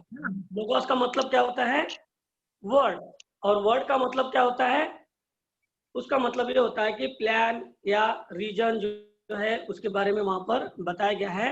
और इस वर्ड को जो है बताया गया है कि वो आदि में था। इस संसार की सृष्टि होने से पहले या इस सृष्टि की रचना होने से पहले क्या था, परमेश्वर का वचन था। अर्थात यूहन्ना इस बात को यूहन्ना की किताब में एम्फसाइज करता है, उसको अधिक जोर देता है कि प्रभु यीशु का जो है, जो प्रभु यीशु जो है वो आदि में थे। अर्थात इस सृष्टि की रचना से पहले जो है प्रभु यीशु जो है वहां पर थे। इन बातों को जो है यहाँ पर यूहन्ना हमको बताना चाहता है। हाँ, हम इस बात को जो है क्लियर करते देखिएगा इब्रानी की किताब, सॉरी उससे पहले हम देखेंगे यूहन्ना 14 और 17। ठीक है, वहां पर देखते हैं, पढ़ेगा उसी का John chapter 1 and verse 14 and 17, उसको हम लोग पढ़ते हैं, पढ़ेगा उसको, क्या लिखा है इसमें, चलो मैं पढ़ता हूँ। ठीक है, वहां पर इस प्रकार से लिखा है, और वचन जो अनुग्रह और सच्चाई से परिपूर्ण था देहधारी हुआ और हमारे बीच में निवास किया, और हमने उसको ऐसी महिमा देखी जैसे पिता की महिमा। तो यहाँ पर हम देखते हैं कि जो वचन है आदि में था। ठीक है ना, जो आदि में जो वचन था वो वचन क्या हुआ है, देहधारी हुआ है। और देहधारी होने का मतलब ये है कि वचन ही जो है आदि में कौन था, परमेश्वर था। और परमेश्वर जो है सृष्टि के पहले भी था, और सृष्टि के पहले जो परमेश्वर था वही परमेश्वर अभी क्या हुआ है, नए करार में जो है वो मानव रूप धारण करके इस पृथ्वी पर आया है। ठीक है, इस बात को समझे आप लोग? हाँ, हेलो, इस बात को आप लोग समझे? हेलो, यस, हाँ हाँ, चलो, और हम देखते हैं, और वहां पे लिखा हुआ है इन द बिगिनिंग, है ना, इंग्लिश में कहा है इन द बिगिनिंग। इसका मतलब कि सृष्टि की जो है रचना से पहले जो है वहां पर जो है कुछ हुआ है, और वहां पर उस बात को जो है मेंशन करता है यूहन्ना तीसरे पद में। अगर हम पहला यूहन्ना उसका पहला अध्याय अगर हम ध्यान पूर्वक पढ़े तो वहां पर हमको इन बातों को जो है आता है। ठीक है, तो मैं पढ़ता हूँ आपके सामने। सब कुछ उसके द्वारा उत्पन्न हुआ, और जो कुछ उत्पन्न हुआ है उसमें से कुछ भी उसके बिना न हुआ। तो इसका मतलब परमेश्वर और प्रभु यीशु पुत्र और हम पवित्र आत्मा, ये तीनों जो है क्या है, एक है। तीनों है वास्तव था, और वही परमेश्वर जो हमारे मध्य में परमेश्वर जो मानव रूप धारण करके वो हमारे मध्य में आया है, और ही इज द क्रिएटर। कौन है? प्रभु यीशु कौन है? जैसे परमेश्वर पिता जो है वो क्रिएटर है, उसी प्रकार से प्रभु यीशु भी जो है वो कौन है? क्रिएटर, जिसने उत्पन्न किया है और उत्पन्न करता है। क्योंकि यूहन्ना की किताब 3 अध्याय उसमें इन बातों को बताया गया है कि सब कुछ उसके द्वारा उत्पन्न हुआ। किसके द्वारा?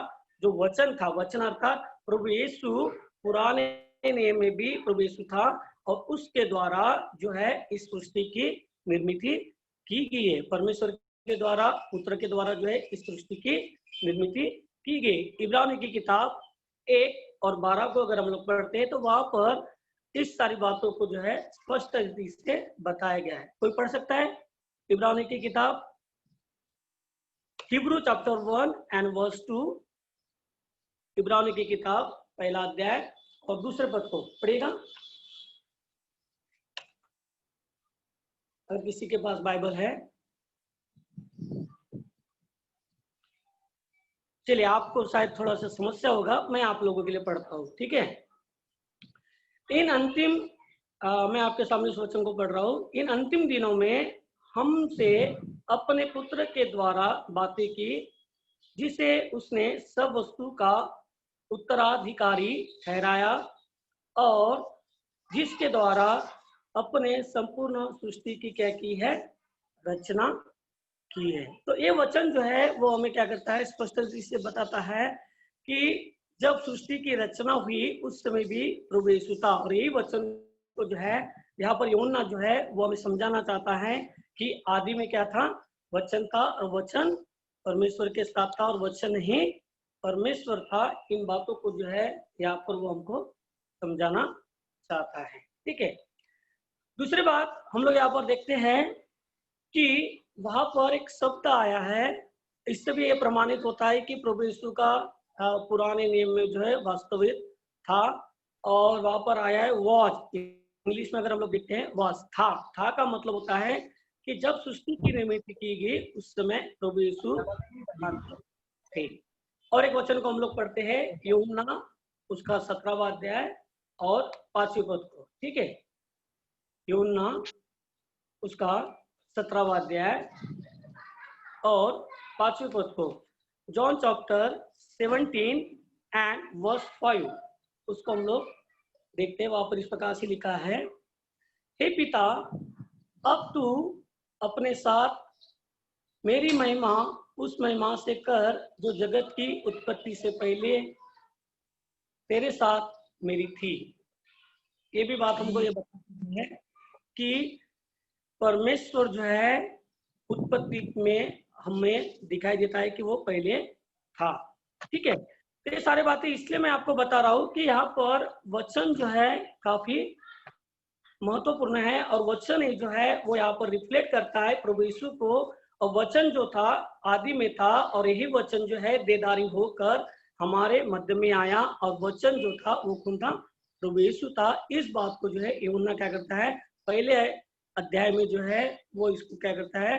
हमें बताता है कि वचन जो है देहधारी हुआ है। तो उसके बाद में यूहन्ना की किताब में हम लोग देखते हैं उसका 17 और 20 और 21 को मैं पढ़ता हूँ आपके सामने, ठीक है। John chapter 17 and verse 20 and 21।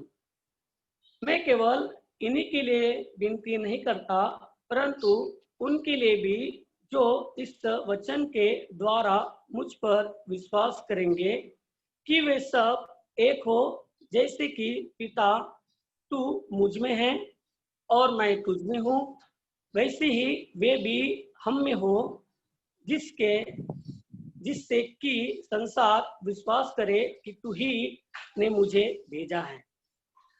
तो हम देखते हैं कि कई बार जो है लोग इन बातों को समझ नहीं पाते हैं। यहाँ पर थोड़ा मैं ट्रिनिटी की बातों को जो है आप लोगों को समझाना चाहता हूँ कि हम कहते हैं पिता, पुत्र और पवित्र आत्मा, ठीक है। तो कई बार लोग ये समझ नहीं पाते हैं कि पिता, पुत्र, पवित्र आत्मा, इसको हम उसको क्या कहते हैं? है ना, हमारा एक ही परमेश्वर है।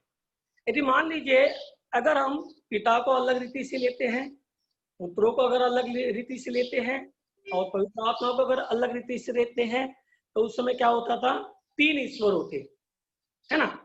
लेकिन यहाँ पर हम देखते हैं कि यहाँ पर 3 ईश्वर नहीं है, यहाँ पर केवल मात्र एक ही ईश्वर है, एक ही परमेश्वर है। और इस बात को जो है मैं आपको स्पष्ट रीति से बताना चाहता हूँ। एक उदाहरण आप लोगों को देना चाहता हूँ। आपने अंडे को देखा है? हाँ। देखा है? अंडे में क्या होता है? ऊपर का जो पोर्शन जो होता है वो हार्ड होता है ना, उसको हाँ। कवच बोलते हैं ना, सही है। फिर उसके अंदर में एक व्हाइट कलर का जो है उसमें क्या होता है ना, और इसके बाद में येलो कलर का जो है होता है। कृपया अपने आवाज को म्यूट कर लीजिएगा, हो रहा है वहां पे बीच में, ठीक है। तो 3 बातें, क्या है, क्या होता है, 3 पोर्शन होता है, ठीक है। एक होता है हार्ड, ऊपर का जो हम मराठी में बोलते टर्फल वर्च, बरोबर है। तो ऊपर का जो है एक हार्ड कवर होता है, इसमें क्या होता है, व्हाइट कलर का जो है एक पोर्शन होता है, और उसके अंदर में जो है एक येलो कलर का भी पोर्शन होता है ना। हाँ जी, सुन रहे हैं मुझे? हाँ बराबर है। Yes yes. इस प्रकार से हम उस अंडे को क्या 3 अंडे कहते हैं? नहीं नहीं। एक ही अंडा कहते हैं ना। हाँ बराबर है, क्यों? बराबर। इसमें तो 3 पार्ट है, 3 भाग है उसमें, लेकिन फिर भी हम क्या कहते हैं, उसको एक ही अंडा हम लोग अंडा कहते हैं, है ना। तो उसी प्रकार से पिता, पुत्र और पवित्र आत्मा, ये तीनों क्या है, एक ही है। समझ रहे आप इन बातों को? हाँ, क्लियर? यस। समझ में आ रहा है? तो यहाँ पर हम देखते हैं पिक्चर में कि प्रभु यीशु परमेश्वर ने जो उत्पत्ति में हम देखते हैं कि उसने वचन बोला, और वचन बोलने के द्वारा उसने सारी सृष्टि की क्या की है, तो उसके अधिक पिक्चर में जो है तो मुंह की तरफ वचन जा रहा है, दिख रहा है आपको, है ना। तो वो वचन वो कहाँ पे होता है, उसके दिमाग में, और वहां पर क्या लिखा हुआ है, दिमाग में जो है वो ये बताया कि इच्छा और वचन और मन और इच्छा जो है वहां पर दर्शाया गया है। समझ रहे आप इन बातों को? तो वचन जो है वो परमेश्वर के साथ है, परमेश्वर के पास है, और परमेश्वर ही है, ठीक है।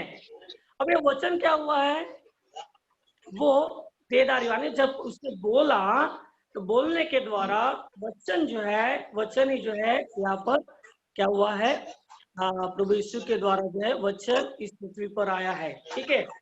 तो इन बातों को यहाँ पर हम लोग स्पष्ट रीति से इन बातों को समझते हैं, और इन तीनों की जो है कोई सीमा नहीं है, पिता की कोई सीमा नहीं है, पुत्र की कोई सीमा नहीं है, पवित्र आत्मा की भी कोई सीमा नहीं है। ये असीमित है, इनकी बुद्धि, इनके कार्य जो है वो अद्भुत है, और इनका प्रेम जो है वो भी अद्भुत है। और इन तीनों के द्वारा जो है परमेश्वर ने जो है मनुष्य के लिए जो है एक बड़ी योजना को जो है निर्माण किया था, और उसी योजना के बारे में जो है यूहन्ना जो है हमें यहाँ पर क्या करता है, स्पष्ट रीति से हमको बताता है। फिर और एक बार हम इस वचन को पढ़ते हैं, इब्रानी की किताब उसका 10वां अध्याय और 5वें पद को, ठीक है। मैं पढ़ता हूँ आप लोगों को, एक मिनट। हाँ, काफी महत्वपूर्ण वचन है, आप भी ध्यान दीजिएगा। हिब्रू चैप्टर 10 एंड वर्स 5, ठीक है।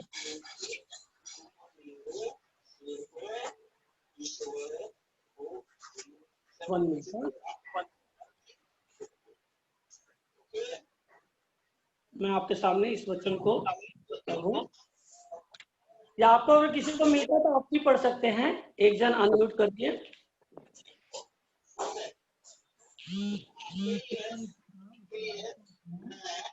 और 5वें पद से, हिब्रू चैप्टर 10 एंड वर्स 5, उसमें लिखा हुआ है, देखिए, इस कारण वो संसार में आते समय कहता है तूने बलिदान और भेंट को न चाहा, परंतु तूने मेरे लिए एक देह तैयार की है। तो आप समझ रहे हैं इन बातों को? हाँ। यहाँ पर उन बातों को हमको समझाना चाहता है कि प्रभु तू क्या है, होम बलि से या पाप बलि से तू प्रसन्न नहीं होता है, लेकिन तूने जो है मेरे लिए एक ऐसी देह तैयार किया है कि जिसके द्वारा मैं तेरे कार्य को करूं। तो परमेश्वर पुत्र जो है या परमेश्वर जो है वो स्वयं मानव देह लेकर इस पृथ्वी पर आया है, और यहाँ पर लिखा हुआ है उसके लिए क्या की गई है, एक देह तैयार की गई है। तो परमेश्वर जो है एक देह में जो है वो आया हुआ है, और वो इसलिए आया है कि हम लोगों को क्या करे, उद्धार दे या हमें छुटकारा दे। इसलिए जो है प्रभु यीशु संसार में आए हैं। अब मान लीजिए एक उदाहरण मैं आप लोगों को देता हूं कि मान लीजिए अगर आपको आपके सामने से अगर कोई चींटी जा रही है तो उस चींटी के साथ आप बातचीत कर सकते हैं।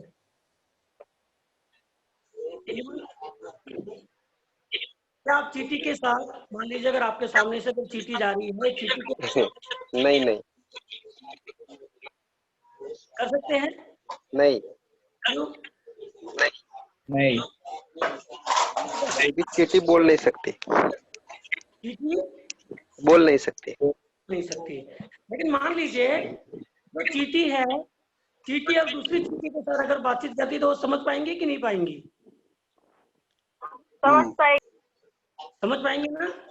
हाँ। क्यों? चींटी है। तो यही काम परमेश्वर ने किया है, क्योंकि मान लीजिए अगर परमेश्वर अगर मनुष्य के साथ में अगर बातचीत करता तो शायद मनुष्य परमेश्वर के साथ में बातचीत नहीं कर सकता था, क्योंकि परमेश्वर जो है वो क्या है, अति पवित्र परमेश्वर है।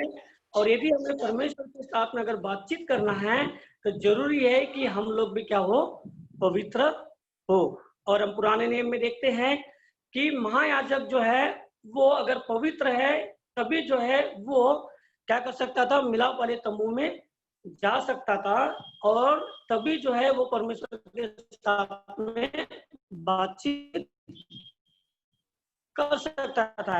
आम जो लोग हैं वो प्रभु के साथ में बातचीत नहीं कर सकते थे। तो इसमें क्या था, बहुत बड़ी गैप थी कि परमेश्वर के साथ मनुष्य का जो है वार्तालाप कैसे हो।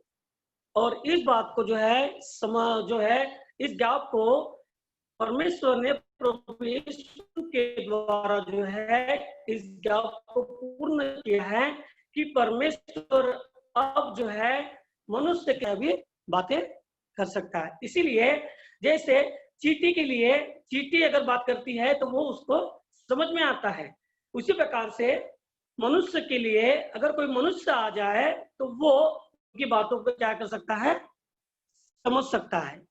Are you getting something? आप कुछ प्राप्त कर रहे हैं? यस। है ना, कि मनुष्य के साथ अगर हमें बातचीत करना है तो क्या करना पड़ेगा, मनुष्य ही जो है हमसे क्या करें, बातचीत करें तो हम उसकी बातों को समझ पाएंगे। यदि हम लोग कहेंगे कि हम अगर किसी चींटी के साथ, किसी जानवर के साथ अगर बातचीत करना चाहेंगे तो हम उनके साथ वार्तालाप नहीं कर सकते। इसीलिए नहीं कर सकते क्योंकि हम और वो क्या है, थोड़ा अलग रीति से है। अगर हमें किसी को अगर समझाना है, किसी के साथ अगर वार्तालाप करना है तो वो क्या होना चाहिए, हमारे जैसे ही वो होना चाहिए। और इसीलिए प्रभु यीशु ने जो है मानव रूप धारण करके इस पृथ्वी पर आया है ताकि मनुष्य जो है परमेश्वर की बातों को जो है भली भांति समझ ले। और इसीलिए प्रभु जो है इस पृथ्वी पर आए हुए हैं। और वो इसीलिए आए हैं, अगर हम लोग देखते हैं पहला यूहन्ना उसका 5वां अध्याय और 11 से लेकर 12 तक पढ़िएगा। अगर आपके पास कोई किताब है नहीं तो मैं आपके सामने पढ़ता हूँ। पहला यूहन्ना उसका 5वां अध्याय और 11 से लेकर 12 तक। First John chapter 5 and verse 11 to 12। ठीक है, तो हम यहाँ पर देखते हैं, मैं पढ़ता हूँ आपके सामने। तो साक्षी यह है कि परमेश्वर ने हमें अनंत जीवन दिया है और ये जीवन उसके पुत्र में है। जिसके पास पुत्र है उसके पास जीवन है। जिसके पास परमेश्वर का पुत्र नहीं उसके पास वो जीवन भी नहीं। मैं तुमको जो परमेश्वर के पुत्र के नाम पर विश्वास करते हो ये बातें इसलिए लिखी है कि तुम जानो कि अनंत जीवन तुम्हारा है। और जो साहस करके साहस हमें उसके सम्मुख होता है वो यह है कि यदि हम उसकी इच्छा के अनुसार कुछ मांगे तो वो हमारी क्या करता है, सुनता है।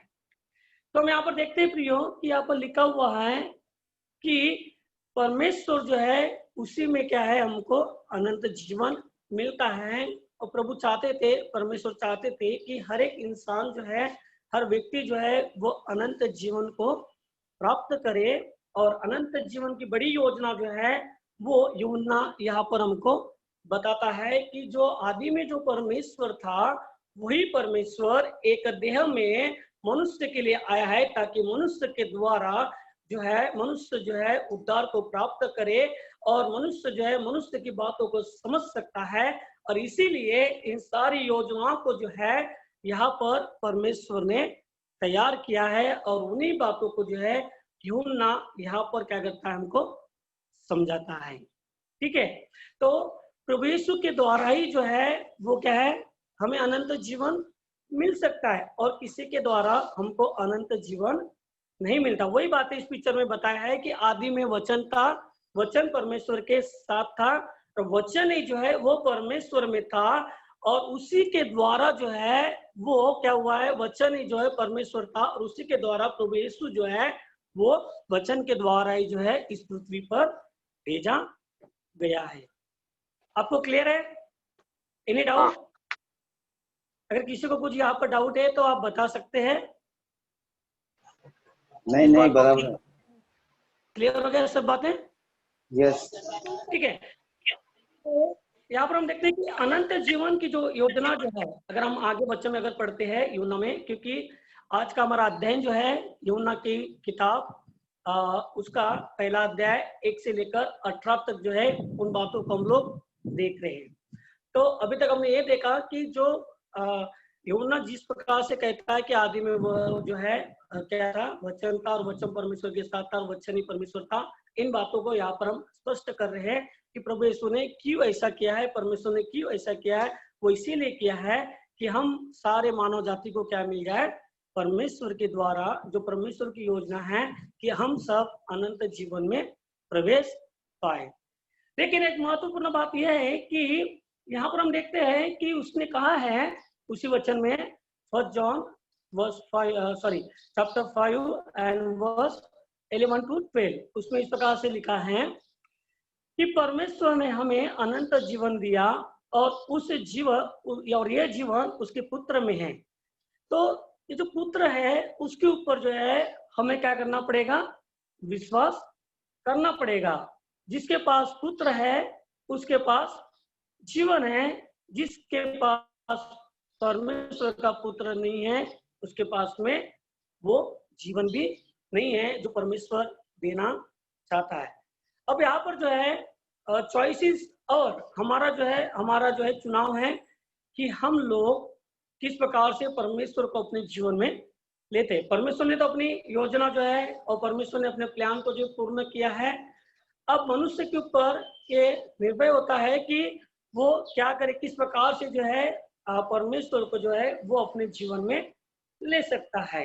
तो यहाँ पर हम देखते हैं कि यदि पुत्र को अगर हम लोग स्वीकार करेंगे तो वो भी क्या करेगा, वो हमें अनंत जीवन को लेकर जाएगा। यदि पुत्र को अगर हम लोग स्वीकार नहीं करेंगे तो शायद अनंत जीवन से हम लोग क्या हो जाए, वंचित हो जाए।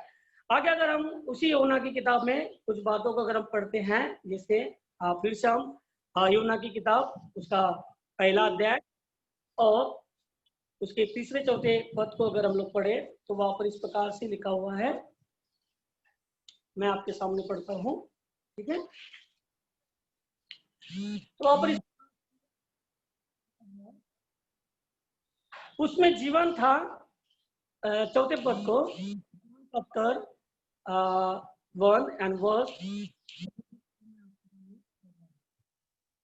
उसमें जीवन था और वो जीवन मनुष्य की ज्योति थी, और ज्योति अंधकार में चमकती है और वह अंधकार ने उसे ग्रहण नहीं किया।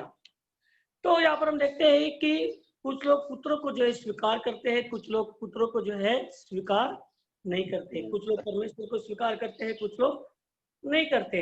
और यहाँ पर यूहन्ना उन बातों को हमको यहाँ पर समझाता है कि पुत्र में ही जीवन था। इससे पहले भी हम लोगों ने देखा कि पुत्र के द्वारा ही हमको अनंत जीवन मिल सकता है और किसी के द्वारा हमको अनंत जीवन नहीं मिलता है।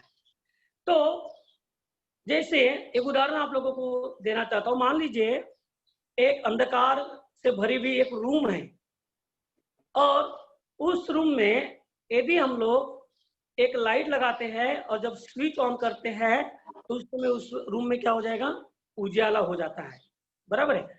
और जब उजाला हो जाता है तो उस समय वहां पर क्या होता है, अंधकार नहीं रुक पाता है।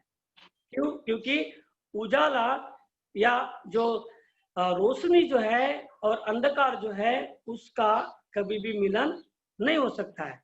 जहां पर रोशनी है वहां पर अंधकार नहीं है, और जहां पर अंधकार है वहां पर रोशनी नहीं हो सकती है, ठीक है ना। ये दोनों क्या है, एक दूसरे के विपरीत है, ठीक है। तो हम देखते हैं कि यहाँ पर यूहन्ना उन्हीं बातों को हमको समझाना चाहता है कि उसमें जीवन था और वो जीवन मनुष्य की ज्योति था, और ज्योति अंधकार में चमकती है। आप देखना कि जहां पर ज्योति होती है उसके ऊपर अंधकार नहीं आ सकता है, लेकिन अंधकार के ऊपर ज्योति आ सकती है ना। क्लियर? इस बात को समझ रहे हैं, है ना, कि अगर जहां पर ज्योति है वहां पर अंधकार नहीं आ सकता है, लेकिन जहां पर अंधकार है वहां पर क्या होगा, ज्योति आ सकती है ना। और जब ज्योति आती है तो अंधकार को पूरी रीति से क्या कर देती है, समाप्त कर देती है ना। और वहां पर क्या होती है, उजाला, ज्योति होती है। तो बता क्या कि इस संसार में जो है बहुत सारे लोग जो अंधकार में चल रहे थे, है ना। बहुत सारे लोग जो है परमेश्वर से दूर हो गए थे, और लोगों ने जो है परमेश्वर की आज्ञा का पालन नहीं किया, और परमेश्वर के विपरीत जो है, जो अंधकार के जो काम है अर्थात व्यभिचार, बुरे काम, पाप में फंसे हुए थे, और अनाज्ञाकारी थी, और बहुत सारी ऐसी बातें थी कि जो परमेश्वर को प्रसन्न नहीं करती थी। और इसीलिए परमेश्वर चाहता था कि इस अंधकार के जो युग में जो है, या इस अंधकार के जो क्षेत्र में जो है, परमेश्वर चाहता था कि यहाँ पर हम कुछ बातों को करना चाहिए। एक मनुष्य को जो है कैसे हम ज्योति में लेकर आए, क्योंकि यहाँ पर कहता है कि प्रभु यीशु जो है वो ज्योति था। हमारा परमेश्वर जो है वो कौन है, ज्योति है। और हमें जरूरी है ज्योति जो है, जैसे क्योंकि परमेश्वर ने कहा है कि परमेश्वर ने अपने स्वरूप में मनुष्य को क्या किया है, बनाया है। और इसलिए जरूरी है कि अगर परमेश्वर अगर ज्योति है तो मनुष्य भी वो क्या होना चाहिए, वो भी ज्योति होना चाहिए। लेकिन समस्या ये थी कि मनुष्य जो है वो ज्योति में नहीं था, वो कहाँ पर था, अंधकार में था। और प्रभु चाहते थे कि मनुष्य को ज्योति में फिर से लेकर आए, ताकि मनुष्य जो है अनंत जीवन को प्राप्त करे। और इसी ज्योति को जो है प्रभु यीशु ने जो है यूहन्ना के किताब के द्वारा जो है हमको समझाया है कि ये ज्योति जो है, अर्थात ज्योति जो है वो प्रभु यीशु है, परमेश्वर है। और वो चाहते हैं कि जितने भी अंधकार में जो फंसे हुए लोग हैं उनको क्या करे, बचाया जाए, और वे लोग जो है ज्योति में आए, और ज्योति के द्वारा वो लोग जो है परमेश्वर के समान हो। हालेलुया, समझ रहे आप इस बातों को। तो ये बातें यहाँ पर वो बताना चाहता है कि ज्योति जो है वो अंधकार को समाप्त कर सकते हैं। और इसीलिए प्रभु यीशु को इस जगत में आना पड़ा, मानव रूप धारण करके इसलिए आना पड़ा ताकि मनुष्य जो है इस ज्योति को क्या करे, भली भांति समझे, और अपने जीवन को, जो जीवन उनका जो अंधकार में था, उस जीवन में क्या करे, ज्योति को ले और ज्योति की संतान ठहरे। क्योंकि प्रभु का वचन हमने थोड़े समय पहले पढ़ा है, जिन्होंने उनसे स्वीकार किया उनको उसका पुत्र होने का या उनके वारिस होने का जो है अधिकार परमेश्वर ने क्या किया, उनको दिया है। तो ये बातें जो है यहाँ पर यूहन्ना हमको समझाता है। फिर 6वें पद को अगर हम लोग पढ़ते हैं, परमेश्वर की ओर से भेजा हुआ एक मनुष्य आया जिसका नाम यूहन्ना था, और वो इसीलिए आया कि ज्योति का गवाह बने, ठीक है, और उसके द्वारा विश्वास करे। वो स्वयं तो ज्योति न था, परंतु इसलिए आया था कि वो ज्योति की साक्षी दे। तो यूहन्ना यहाँ पर उन बातों को हमको समझाता है कि जो आने वाली ज्योति है वो मैं नहीं हूँ, लेकिन वो ज्योति जो है स्वयं परमेश्वर इस पृथ्वी पर आने वाले हैं, उसके मार्ग की तैयारी करने के लिए यूहन्ना को भेजा गया है। ज्योति कौन है? केवल मात्र परमेश्वर है, और जो लोग उस पर विश्वास करेंगे, परमेश्वर ने अधिकार उनको दिया है कि वो भी ज्योति की संतान बने। तो क्या होता है कि अंधकार में अगर हम लोग पड़े रहेंगे तो उसका परिणाम क्या हो जाएगा? अनंत मृत्यु। लेकिन यदि हम लोग ज्योति को अगर स्वीकार करते हैं, अर्थात प्रभु यीशु को अगर हम लोग स्वीकार करते हैं, तो उसके द्वारा हमें क्या मिलेगा? अनंत जीवन। तो यहाँ पर जो है चुनाव हमारा है, हमें क्या करना चाहिए। यूहन्ना तो बता रहा है कि परमेश्वर जो है ज्योति है, और जो कोई उस पर विश्वास करेंगे उन पर ज्योति मिल सकती है। तो चुनाव हमारा है कि हम ज्योति को चुने या फिर अंधकार को चुने। यदि अंधकार को चुनेंगे तो निश्चित रूप से अनंत मृत्यु जो है वो हमारी है। यदि हम लोग ज्योति को चुने तो अनंत जीवन जो है वो हमारा है, और प्रभु की यही योजना है कि वो हमें अनंत जीवन में लेकर जाना चाहता है। यदि हम लोग यूहन्ना उसका 3 अध्याय और 19 और 21 को पढ़ते हैं, मैं पढ़ता हूं आपके सामने। John chapter 3 and verse 19 to 21, इसको अगर हम लोग पढ़ते हैं तो यहाँ पर इस प्रकार से लिखा हुआ है, मैं आपके सामने पढ़ता हूँ। मैं आपको 20 से 21 से, ठीक है। परंतु वो जो सत्य पर चलता है ज्योति के पास आता है, जिससे प्रकट होता है हो जाएगा कि उसके कार्य परमेश्वर की ओर से किए गए हैं। इन बातों के पश्चात यीशु और उसके चेले यहूदिया प्रदेश में आए, और वह उसके साथ रहकर बपतिस्मा देता था। ठीक है, यहाँ पर एक महत्वपूर्ण बात यहाँ पर लिखी हुई है। अगर 20 से भी अगर हम लोग पढ़ते हैं तो उसको इस प्रकार से लिखा हुआ है, क्योंकि प्रत्येक जो बुराई करता है ज्योति से बैर रखता है और ज्योति के पास नहीं आता, कि कहीं उससे उसके कार्य प्रकट न हो जाए। तो क्या होता है कि ज्योति जो है वो परमेश्वर का क्या है? परमेश्वर है, और ज्योति के पास में बहुत सारे लोग आना नहीं चाहते, क्योंकि उनको लगता है कि उनके जो बुरे काम है वो कहीं प्रकट ना हो जाए। क्योंकि बाइबल इस प्रकार से कहती है, हमने अभी पढ़ा यूहन्ना की किताब उसका 3 अध्याय और 20 और 21 पद को अगर हम लोग पढ़ते हैं तो वहां पर इस प्रकार से कहता है कि काफी लोग जो है, बहुत सारे लोग जो है ज्योति के पास में नहीं आना चाहते हैं, क्योंकि उनको डर लगता है कहीं हमारे अंधकार के जो कार्य है वो कहीं प्रकट ना हो जाए, और इसीलिए जो है बहुत सारे लोग प्रभु के पास में नहीं आना चाहते हैं। लेकिन परमेश्वर चाहता है कि हम प्रभु के पास में आए। यहाँ पर लिखा हुआ है, जिसे पढ़ते हैं, क्योंकि परंतु जो सत्य पर चलता है ज्योति के पास आता है। लेकिन कौन लोग प्रभु के पास में आते हैं? जो सत्य पर चलते हैं, अर्थात जिनके मन में ये डर नहीं है कि यदि मैं ज्योति के पास में जाऊं तो मेरे कुछ भी कार्य प्रकट हो या ना हो, इसकी वो परवाह नहीं करते हैं। लेकिन वो लोग क्या करते हैं? ज्योति के पास में आते हैं। और परमेश्वर ने हमेशा जो प्रिय ध्यान रखना कि परमेश्वर ने जो हमेशा मनुष्य को जो है चुनाव का जो है जो बात है वो परमेश्वर ने मनुष्य को दिया है कि हमको क्या चुनना है, सही चुनना है या गलत चुनना है।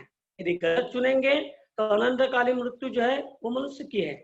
यदि वो सही चुनेंगे तो अनंतकालीन जीवन वो परमेश्वर जो है उनको देगा। तो इन बातों को जो है चुनाव जो यहाँ पर दिया है कि यदि हम डरते हुए या हम डरते हैं, और काफी लोग जो है क्यों प्रभु में नहीं आते, क्यों परमेश्वर को स्वीकार नहीं करते, क्योंकि वो डरते हैं। उनके अंदर में अलग अलग प्रकार का, भिन्न भिन्न प्रकार का डर है। कहीं हो सकता है डर, हो सकता है कि उनकी बुरी आदतों का डर, हो सकता है कि और भी कोई बातों का जो डर है उनके अंदर होता है, और वो सोचते हैं कि कहीं ऐसा ना हो कि मेरे अंधकार के जो काम है वो कहीं प्रकट ना हो जाए, और इसीलिए जो है लोग ज्योति के पास में नहीं आते हैं। तो यहाँ पर हम देखते हैं कि परमेश्वर चाहता है कि हर व्यक्ति जो है वो ज्योति के पास में, अर्थात प्रभु यीशु के पास में वो लोग आए, और जिनमें सच्चाई होती है वही लोग प्रभु के पास में आते हैं। कई बार मैं विचार करता हूँ कि परमेश्वर ने जो हर एक को यह अनुग्रह क्यों नहीं दिया कि वो प्रभु को स्वीकार करे और परमेश्वर के पास में आए। ये जो बातें हैं इसको जब मैं पढ़ रहा था, समझ रहा था, तब ये वचन के द्वारा मुझे समझ में आया कि जिन लोगों में सच्चाई है वे लोग ज्योति के पास में आ सकते हैं। और यदि हम ज्योति के पास में आए भी है, यदि आप लोगों ने प्रभु यीशु के ऊपर विश्वास किया है और परमेश्वर पर आप लोग विश्वास करते हैं, लेकिन इसका मतलब ये नहीं है कि अगर आप लोग जो है सच्चाई से नहीं चलेंगे तो आप अनंत जीवन को प्राप्त करेंगे। इस जो है भ्रम में आप लोग ना रहे। हमें जो है ज्योति जो है परमेश्वर ने हमको दिया है, ज्योति अर्थात परमेश्वर प्रभु यीशु हमको मिला है, लेकिन उसके साथ सच्चाई जो है वो हमारे जीवन में होना चाहिए। यदि ये सच्चाई अगर हमारे जीवन में नहीं है तो हम कदापि जो है हम आजाद नहीं हो सकते हैं। अगर हम लोग यूहन्ना की किताब उसका 8वां अध्याय और 32वें पद को अगर पढ़ते हैं, ठीक है, मैं आपके सामने पढ़ता हूँ। यूहन्ना की किताब उसका 8वां अध्याय और 32वें पद को, जॉन चैप्टर 8 एंड वर्स 32, इसको हम लोग पढ़ते हैं। मैं पढ़ता हूँ आपके सामने। यहाँ पर इस प्रकार से लिखा है, और तुम सत्य को जानोगे और सत्य तुम्हें क्या करेगा, स्वतंत्र करेगा। ठीक है, तुम सत्य को जानोगे और सत्य तुम्हें स्वतंत्र करेगा। और ये बातें जो है यूहन्ना यहाँ पर हमको समझाना चाहता है कि ज्योति संसार में आई है, और कई लोगों ने जो है जिनके मन में सत्य है उन्होंने जो है ज्योति को स्वीकार किया है। लेकिन यदि हम लोग ज्योति को स्वीकार करने के बाद में, परमेश्वर को स्वीकार करने के बाद में भी यदि हमारे अंदर अगर सत्यता नहीं है, सत्यता इन सेंस कि जो कुछ परमेश्वर ने हमको आज्ञा दी है, जो कुछ बातें परमेश्वर ने हमको सिखाया है, उन बातों के अनुसार यदि हम लोग नहीं चलते तो इसका मतलब हम झूठे हैं। आप समझ रहे हैं बातों को?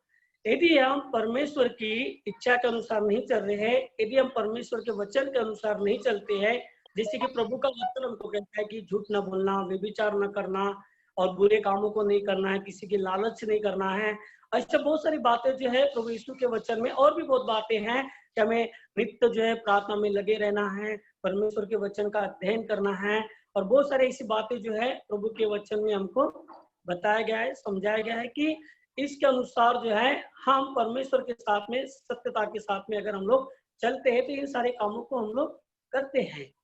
लेकिन कई बार क्या होता है कि अगर इन बातों को अगर हम लोग ना करें तो सत्य हमारे जीवन में नहीं है, असत्य हमारे जीवन में है, और जब हमारे जीवन में असत्य है तो असत्य हमको कभी भी जो है स्वतंत्र नहीं कर सकता है। उन्हीं बातों को यूहन्ना यहाँ पर बताता है कि अंधकार जो है वो पूरी रीति से दूर होना चाहिए, और इस अंधकार को दूर करने के लिए हमें ज्योति को अपनाना पड़ेगा, और साथ ही साथ सत्यता को जो है उसको भी जो है हमें क्या करना पड़ेगा, स्वीकार करना पड़ेगा। सत्यता के साथ हमको क्या करना पड़ेगा, चलना पड़ेगा, तब जाके हम प्रभु यीशु के समान होंगे, और परमेश्वर के जो परमेश्वर ने जो हमारे लिए वायदा रखा है कि जो प्रभु यीशु पर विश्वास करते हैं वो लोग प्रभु के साथ होंगे, और वही लोग जो है अनंत जीवन को क्या करेंगे, प्राप्त करेंगे।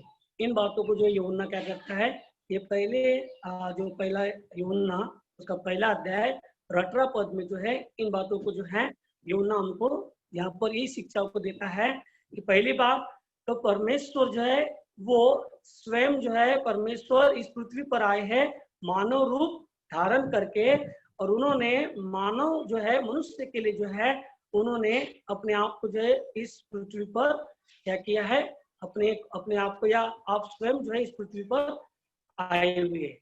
दूसरी बात वो हमको यहाँ पर ये समझाना चाहता है कि जब परमेश्वर हमारे जीवन में आ जाता है तो उसके बाद में हम अंधकार की संतान नहीं है, लेकिन हम संतान है। और ज्योति की संतान को एक फायदा ये है कि वो अनंत जीवन में क्या करेंगे, प्रवेश को प्राप्त करेंगे। और यही बातें जो है यूहन्ना यहाँ पर हमको समझाता है। आप समझ गए? Any doubt? आप बोले। यदि किसी को कुछ डाउट है पूछ सकते हैं। नहीं। हाँ जी हर्षल सर, हमारे पास कितना समय है अभी? सर अभी आपके पास कुछ समय है क्या, कि हमारा समय समाप्त हो गया है?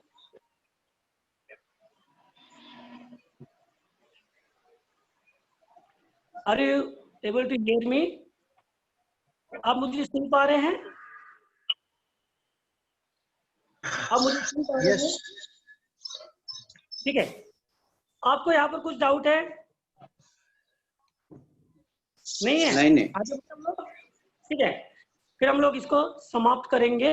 ठीक है, शायद मेरा समय समाप्त तो हो रहा है। तो इस वचन में जो इस प्रकार से लिखा हुआ है यूहन्ना 8 और 32 में कि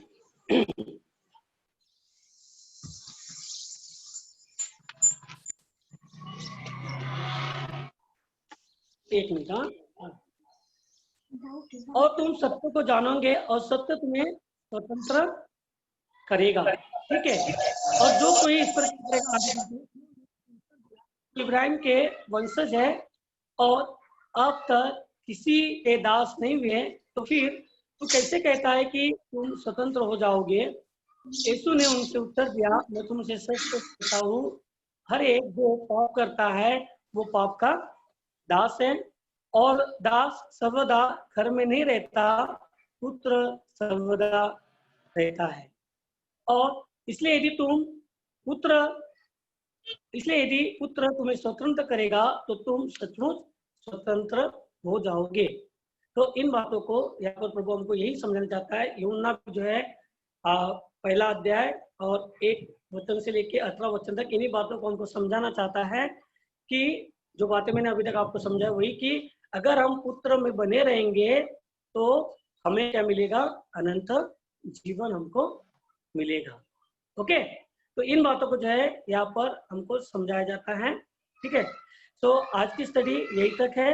और आप लोग जो है अगर कुछ आपके पास अगर सवाल है तो आप लोग मुझे पूछ सकते हैं, उसका उत्तर देने की मैं कोशिश करूंगा। ठीक है, कुछ सवाल है आप लोगों के पास इस बात को लेकर? No sir, no doubt. No doubt? No sir, clear. Okay, तो पिछले बार के असाइनमेंट के बारे में हम लोग थोड़ा चर्चा कर लेंगे। ठीक है, तो आप लोगों ने पिछले बार का जो है मैंने आपको एक असाइनमेंट दिया था, उस असाइनमेंट को आपने पूर्ण किया है? Yes sir. यस। आश्चर्य कर्म जो है जो यूहन्ना में लिखे, जो बाकी किताब में नहीं लिखे, एक बता सकते आप लोग?